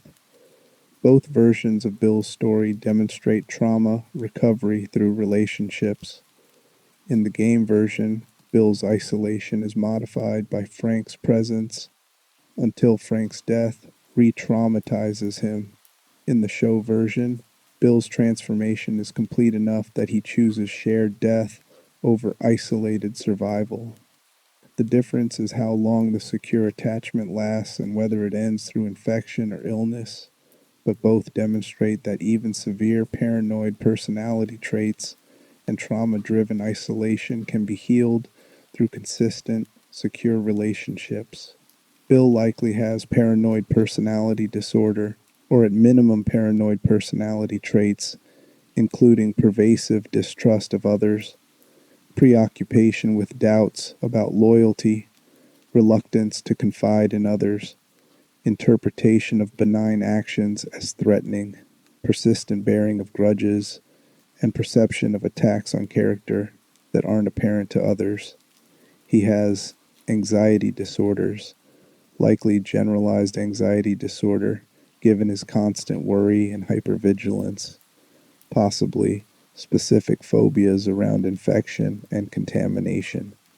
His compulsive need for control and elaborate ritual behaviors around checking and maintaining defenses suggest obsessive compulsive features, if not full disorder, but his capacity to form secure attachment with Frank, despite these conditions, demonstrates that personality disorders and trauma responses can be managed and modified when safe relationships provide alternatives to isolation.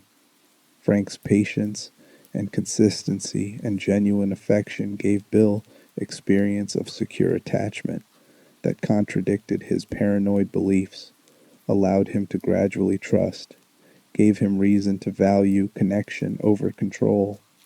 This is what recovery looks like, not elimination of symptoms, but reduction in severity through a relationship that provides corrective emotional experience. Riley Abel, Adolescent Idealism Meeting, Apocalyptic Reality. Riley appears primarily in the Left Behind DLC, exploring her relationship with Ellie before the main game's events. She's 14 or 15 years old, already carrying trauma from losing her parents and being raised in Fedra's military school with Ellie. She ran away to join the Fireflies, seeking purpose and family with the resistance movement. This demonstrates a developmentally appropriate adolescent need for identity and belonging, for meaning beyond survival, for values and cause worth fighting for. Riley's idealism about the Fireflies, her excitement about their mission, her hope that they're fighting for something better than Fedra's authoritarian control, all represent age-appropriate attempts to find purpose in a world that offers mainly suffering and loss. Adolescents need identity formation, need to develop a sense of who they are beyond their family of origin, need to affiliate with groups and causes that reflect their emerging values. In normal circumstances, this happens through trying different activities, exploring different social groups, experimenting with different identities. In the apocalypse, Riley's options for identity exploration are severely limited. She can be Fedra student, obedient worker, training for military or labor assignment, or she can join resistance, fight against a system she experiences as oppressive, affiliate with people who seem to care about bigger ideals. The Fireflies offer her identity as revolutionary, purpose as freedom fighter, belonging in a group with a shared mission. This is psychologically adaptive given her circumstances, finding meaning and connection in a world that provides neither easily. Her decision to return and see Ellie one last time demonstrates intensity of adolescent attachment and the conflict between new identity and important relationships from the past. Riley has a new life with Fireflies, new identity as revolutionary, and a new sense of purpose. But she misses Ellie desperately, enough to risk everything for one night together. This isn't a weakness or failure of commitment to Fireflies. This is a developmentally normal need for connection with a person who knew her before, who represents her past and her authentic self beneath ideological identity. The exploration they share represents a desperate attempt at normal adolescence, at having experiences teenagers should have in the normal world. They try on Halloween masks, playing with transformation and fantasy. They play arcade games, experiencing joy and competition and silliness. They dance together, experiencing physical closeness and romantic tension. They ride the carousel, embracing childlike play, despite being forced to grow up too fast. None of this is denial of apocalyptic reality. It's adaptive coping, finding moments of joy and normalcy despite circumstances, maintaining humanity despite a world that wants to reduce them to survival machines. When they're both bitten, Riley's response reveals psychological resilience remarkable for someone so young. She proposes they not take easy way out through immediate suicide, that they wait and see how long they have and spend that time together rather than rushing to death. This is extraordinary courage, choosing to be present with fear and grief and uncertainty rather than escape through death. It's also a profound expression of attachment, choosing a terrifying unknown if it means more time with Ellie, demonstrating that connection matters more than avoiding suffering. Riley's death happens off screen, but we know from Ellie's trauma that Riley turned while Ellie watched, that Ellie experienced the horror of watching her best friend and first love transform into an infected monster. Riley's tragedy is dying just as she was developing identity beyond survival, just as she was experiencing romantic love and sense of purpose, just as she was becoming a person she might have been in a better world.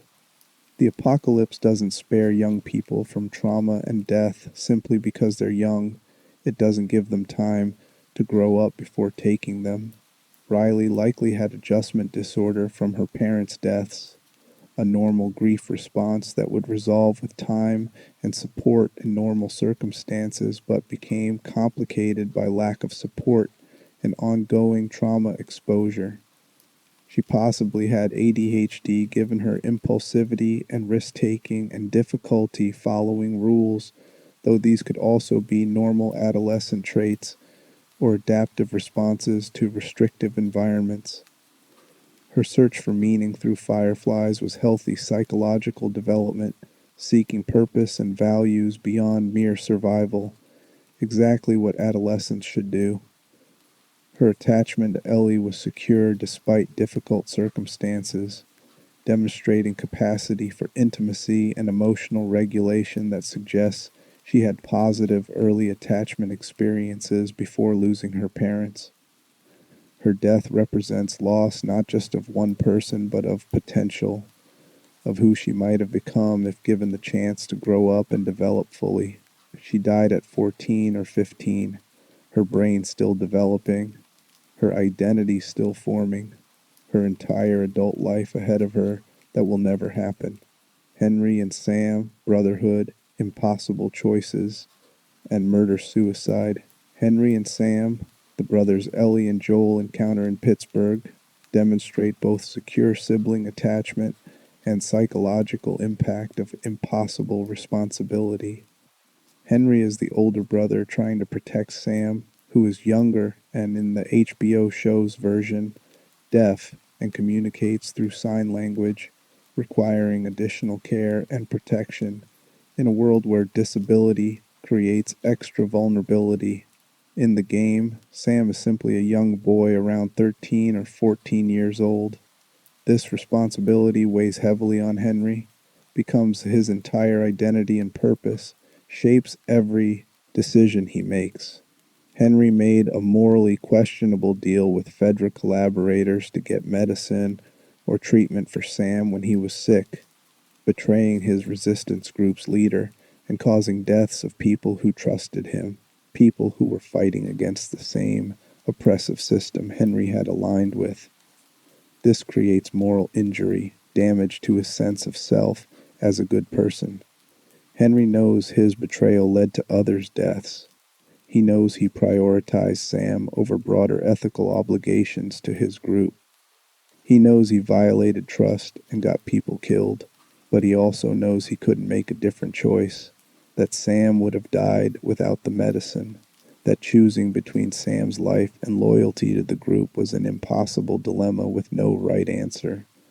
This is a moral injury's essential character, being forced into a situation where any choice violates your values, where you can't be a good person because circumstances make goodness impossible. Henry couldn't save Sam without betraying his group. He couldn't remain loyal to his group without letting Sam die. He chose Sam, which most people understand intellectually, but which still creates guilt because people died due to his choice, because loyalty and solidarity matter ethically, because betrayal violates deep moral principles, even when it's done for understandable reasons. Henry carries this guilt while continuing to protect Sam, continuing to make Sam's survival his absolute priority. His identity is completely wrapped up in being Sam's protector. He defines himself through that role. His worth comes from keeping Sam alive and safe. This creates psychological vulnerability, where his entire sense of self is contingent on Sam's survival, where Sam's death would mean not just loss of brother, but complete destruction of identity and purpose. Their relationship demonstrates secure attachment between siblings. Sam trusts Henry completely, relies on him for communication with others since Sam is deaf, looks to him for guidance and protection. Henry is patient with Sam, includes him in decisions while also protecting him from full horror of their circumstances, and in the show's version, communicates with him through sign language they've developed together. They've maintained bond and mutual care despite trauma and loss, suggesting they had secure attachment before the outbreak that persisted through the apocalypse. The night Sam is bitten creates tragic irony. He's bitten on leg during an infected attack but hides it from Henry, probably because he doesn't want Henry to have to kill him, doesn't want to burden Henry with that choice, wants to protect Henry from that trauma, even though Sam is the child. This demonstrates Sam's awareness of how much pressure Henry is under, how much Henry has sacrificed for him, and Sam's desire to spare Henry from more pain.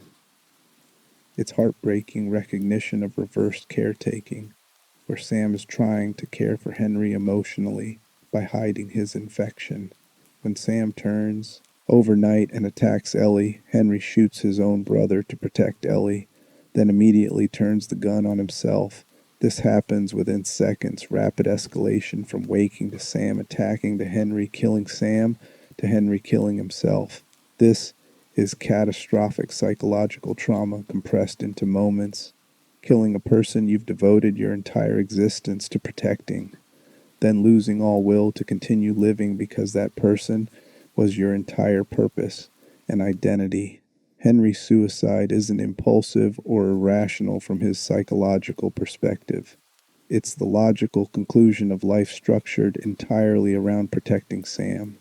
With Sam dead, Henry has no identity, no purpose, no reason to continue existing.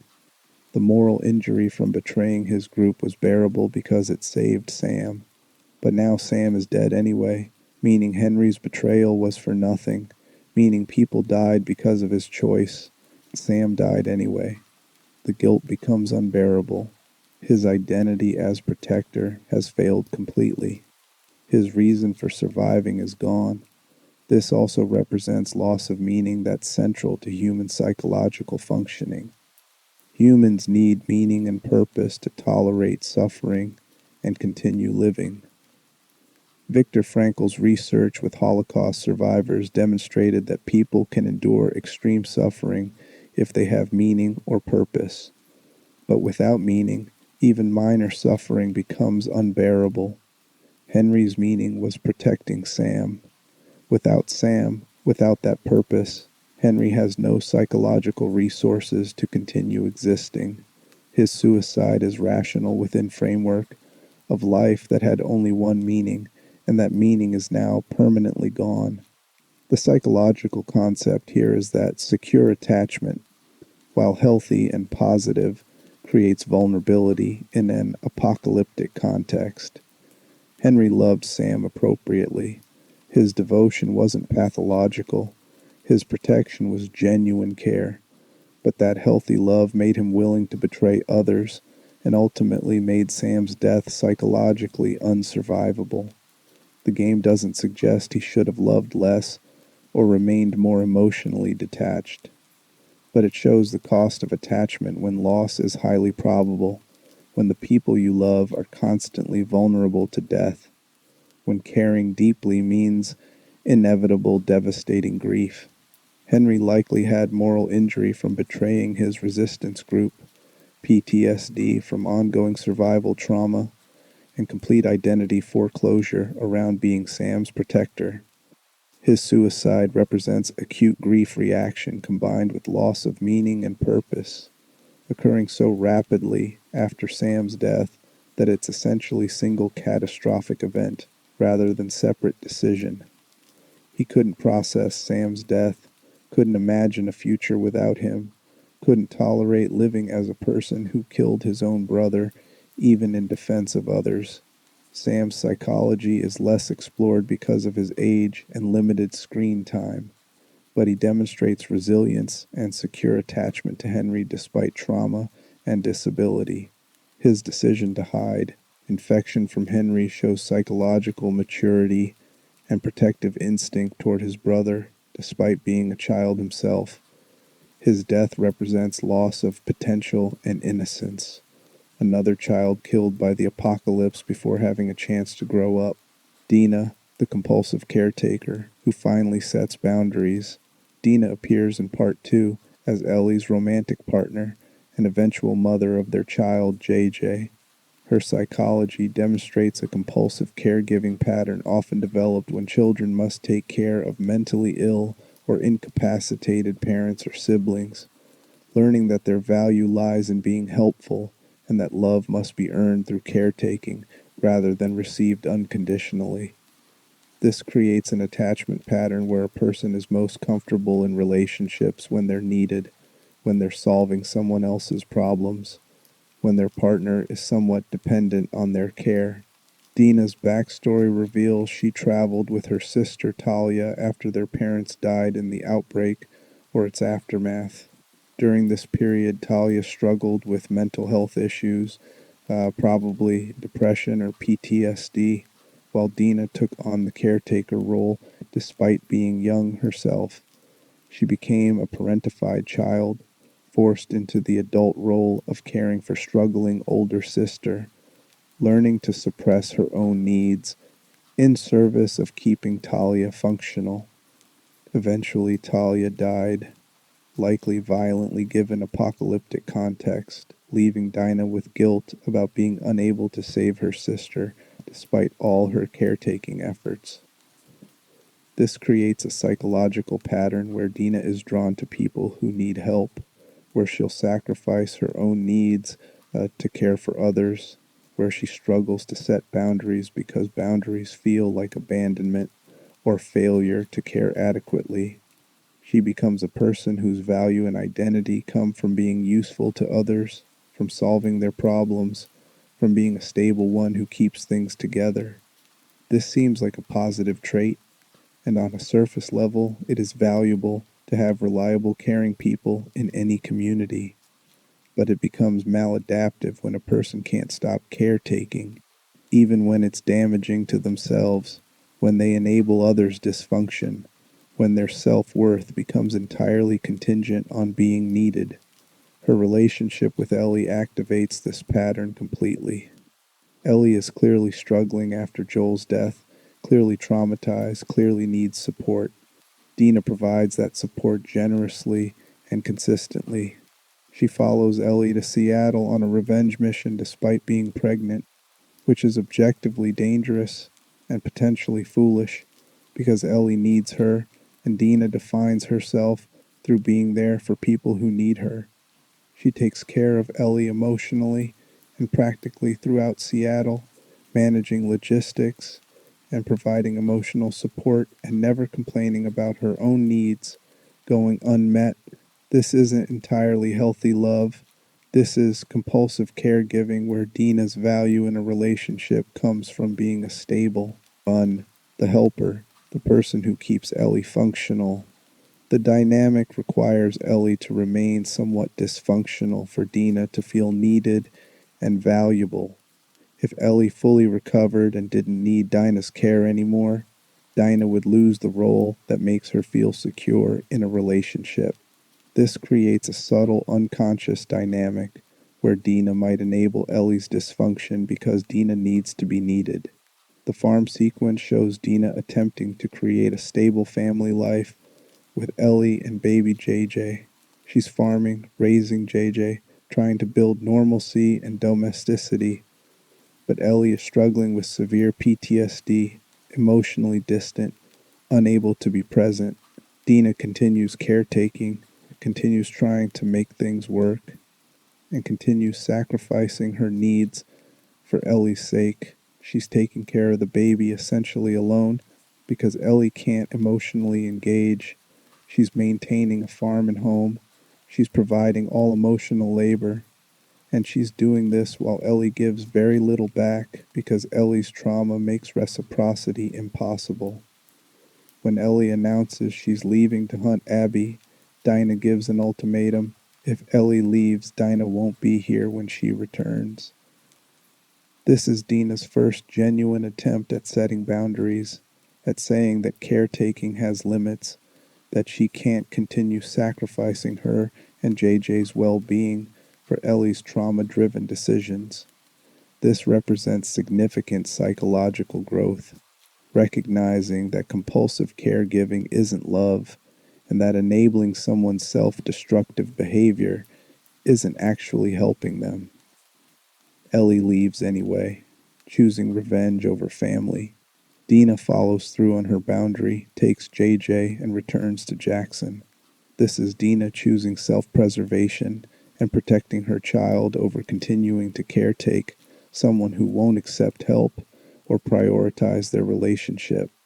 It's painful but necessary, recognizing that she can't save Ellie from herself, that Ellie has to choose recovery and Dina can't force it through caretaking. This demonstrates both Dina's growth and the tragedy of their relationship. Dina learned to set boundaries, but only after years of compulsive caregiving. Ellie needed stable attachment, but her trauma made her unable to receive love without pushing it away. Neither person was fully equipped for a healthy relationship because both brought their trauma and maladaptive patterns. Dina's compulsive caregiving met Ellie's fear of abandonment and avoidance of intimacy, creating a dynamic where both people's needs went unmet despite genuine love existing between them. Dina likely has an anxious attachment style from childhood loss and caretaking responsibilities that came too early, creating a pattern where she seeks security through being indispensable to others. She may have depression given her sister's death and her family losses. She probably has generalized anxiety given her constant vigilance about others' needs and her difficulty relaxing or focusing on herself. Her compulsive caregiving suggests she doesn't value herself independent of her usefulness, doesn't believe she deserves love unless she's earning it through service, struggles with self-worth that isn't contingent on external validation. Her departure from the farm with JJ is self-preservation but also loss of identity built around being needed. Learning to value herself independent of the caretaking role, developing a sense of worth that doesn't require taking care of dysfunctional partners, building relationships based on mutual reciprocity rather than one-sided care provision. These would be Dinah's recovery challenges. She represents the partner archetype common in apocalyptic fiction, a person who tries to create normalcy and stability through caretaking while people around them fall apart, eventually recognizing that you can't save people who won't save themselves. Marlene, leadership burden, and impossible choices. And Marlene, leader of the Fireflies, demonstrates the psychological burden of leadership when cause requires morally complex decisions. She knew Ellie's mother Anna personally, was present at Ellie's birth, and promised Anna to protect Ellie and keep her safe. She's known Ellie for 14 years, cared about her throughout her childhood, and maintained connection despite Fireflies' constant movement and danger. When she discovers Ellie's immunity requires her death to develop a vaccine, Marlene faces an impossible choice between saving one child she cares about personally or saving potentially millions of people by sacrificing that child. Her decision to proceed with surgery that will kill Ellie demonstrates utilitarian ethical reasoning. Greatest good for greatest number. Many lives weighed against one life. From a pure utilitarian perspective, the math is clear. One death to save millions is justified, but utilitarian calculus doesn't prevent psychological suffering. Moral injury occurs regardless of whether your choice was right in an abstract ethical sense. Killing a child you promised to protect, even for greater good, creates profound moral injury, damage to your sense of self as an ethical being, guilt about violating promises and values, even when violation seems necessary. Marlene's agitation in recorded logs before surgery, her defensive justifications, her need to explain decisions repeatedly to herself and others, all suggest she's struggling with tremendous guilt even before surgery occurs. She's trying to convince herself that sacrificing Ellie is the right choice, but her psychological distress suggests she's failing to fully believe her own justifications. She needs to explain because she's trying to resolve internal conflict between utilitarian reasoning that says sacrifice is justified and emotional reality that she's about to kill the child she promised to protect. The moral injury was developing before Joel ever arrived. Marlene was already carrying guilt about a decision she hadn't yet enacted. If Joel hadn't intervened, if surgery had proceeded, and Ellie had died, Marlene would have carried that moral injury for the rest of her life. She would have saved humanity potentially, but at the cost of her own psychological integrity, her sense of herself as a person who protects children rather than sacrificing them, her promise to Anna violated for greater good. Joel killing Marlene prevents her from experiencing full moral injury of Ellie's death, but it substitutes different trauma.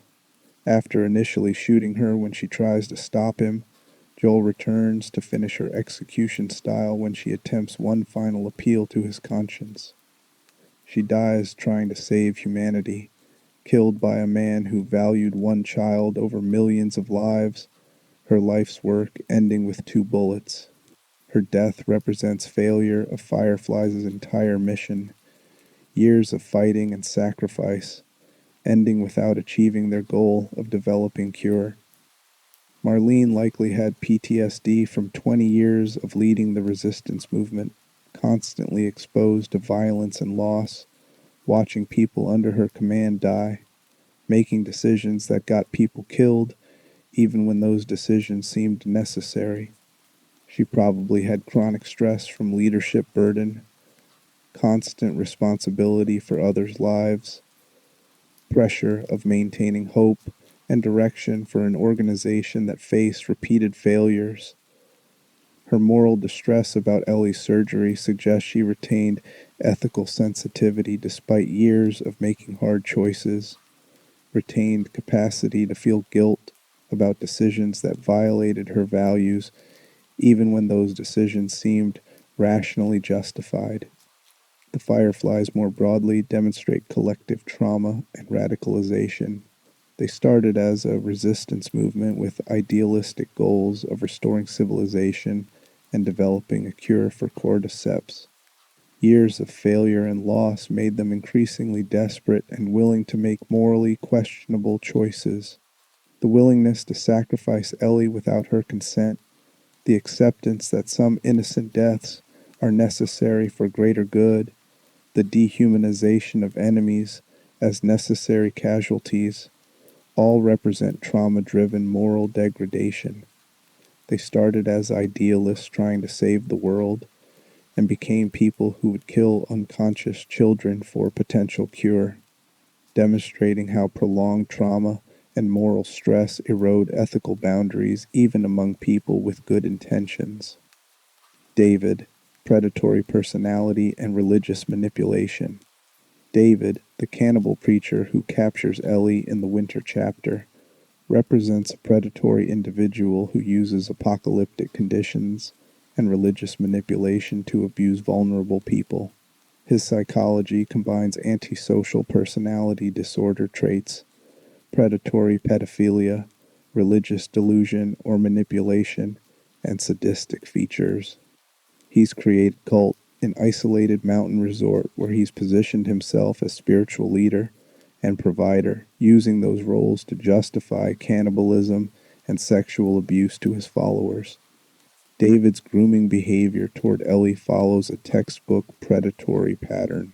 He presents as protector when she's most vulnerable, offers food and safety when she's starving and exposed, claims to see her potential, and values her specially. He creates a scenario where she's isolated from others, dependent on him for basic needs, unsure whether she can escape or survive without his assistance. This is manipulation designed to create trust and compliance, making victims feel indebted to the abuser and confused about abuse when it begins because the abuser was previously helpful. His religious framing adds a layer of spiritual manipulation. He speaks about violence as God's will, about Ellie being meant for him, about their encounter being destined rather than random. This positions his predatory intentions as sacred rather than criminal, makes resistance feel like sin or disobedience to divine plan. For people raised with religious beliefs or vulnerable to spiritual thinking, this manipulation can be extremely effective, creating guilt about resisting abuse because resistance means disobeying God. Cannibalism represents complete dehumanization of others combined with rationalized breaking of profound social taboo. David has convinced his followers that eating human flesh is acceptable under circumstances, that survival justifies anything, that those they kill and consume weren't really human or deserving of life. This requires either genuine delusion where he believes God condones cannibalism, or complete moral disregard combined with manipulative ability to make others accept his justifications. Either way, it demonstrates severe personality pathology, complete absence of normal empathy, and moral constraints. His attempted sexual assault of Ellie, pinning her down while promising he can be merciful if she stops fighting, reveals his predatory sexuality and sadistic features. He's not just establishing dominance or control, he's deriving pleasure from her fear and helplessness, enjoying her struggle, experiencing sexual arousal from overpowering her. This is a sadistic personality where inflicting suffering creates gratification, where the victim's pain enhances the abuser's pleasure. Ellie's killing of David, hacking him repeatedly with a curved butcher knife even after he's clearly dead, represents a traumatic response to sexual threat combined with release of accumulated terror and rage. She doesn't just defend herself, she continues attacking in a state of dissociative fury, has to be pulled back to present by Joel calling her name repeatedly. This is a trauma response where the threat is so overwhelming that the person dissociates and attacks with complete loss of behavioral control, often continuing violence far beyond what self-defense requires, because in a dissociated state they're still experiencing threat even after threat is neutralized. David's predation creates a new trauma layer for Ellie. She learns that adults who offer protection may be predators. She's forced to kill someone in a particularly brutal way that will haunt her despite him deserving it. She experiences sexual threats at 14 years old that will affect her trust and comfort with intimacy. This adds to her existing trauma from Riley's death, compounds her difficulties with attachment and trust, reinforces her belief that people who seem helpful often have ulterior motives. David likely has antisocial personality disorder, given his complete lack of empathy, his manipulative charm, his instrumental violence used to achieve goals, his violation of social norms without remorse. He probably has a pedophilic disorder given his sexual attraction to Ellie, who is clearly a child. He either has delusional disorder with religious features or is using religious rhetoric manipulatively without genuine belief. His sadism suggests sadistic personality disorder, or at minimum sadistic traits that increase enjoyment of others' suffering. His character demonstrates that the apocalypse doesn't just wound good people, it empowers predatory individuals who exploit chaos and vulnerable populations. Without law enforcement or social services or community oversight, predators can create fiefdoms where they abuse with impunity. David's followers probably know he's abusive but are dependent on him for survival, trapped by circumstances and isolation and psychological manipulation into accepting behavior they might recognize as wrong in different contexts. Maria, the community builder, carrying everyone's burdens. Maria serves as Jackson's leader alongside Tommy, and her psychology demonstrates both remarkable strength and particular burden of leadership in an apocalyptic context.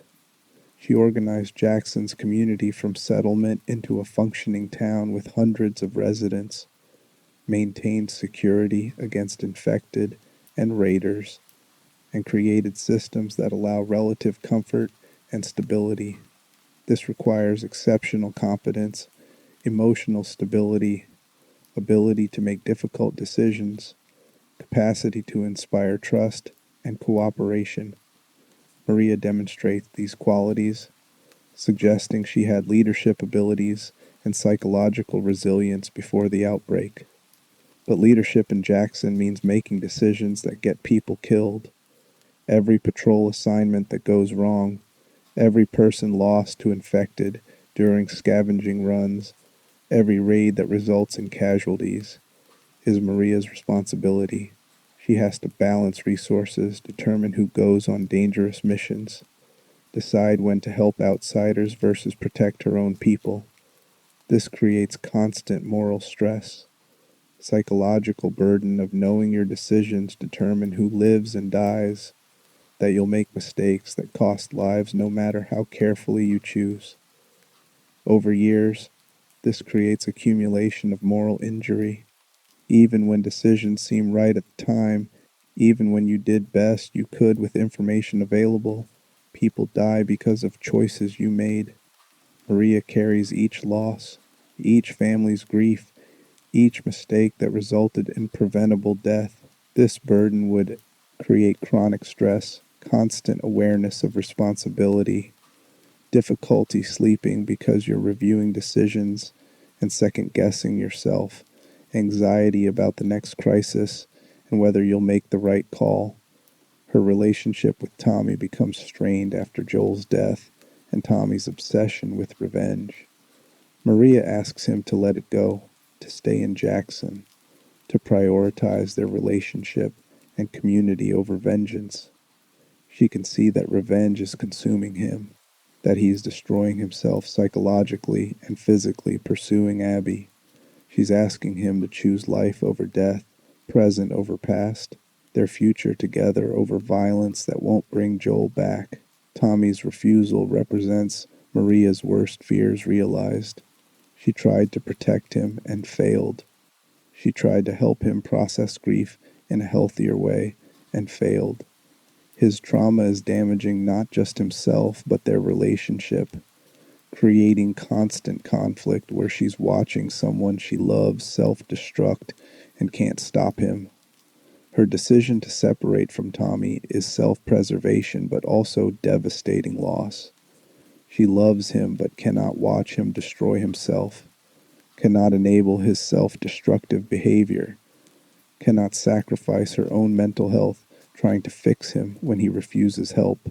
Maria likely experiences chronic stress from years of leadership responsibilities, possibly generalized anxiety disorder from constant vigilance about community welfare, and caregiver burnout from years of responsibility for others' lives without adequate support for her own psychological needs.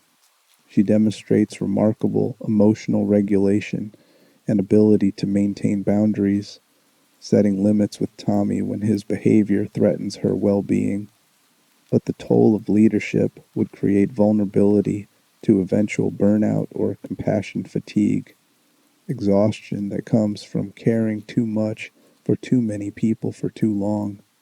Her separation from Tommy shows wisdom and self-preservation, recognizing when a relationship has become toxic and removing herself despite loving someone.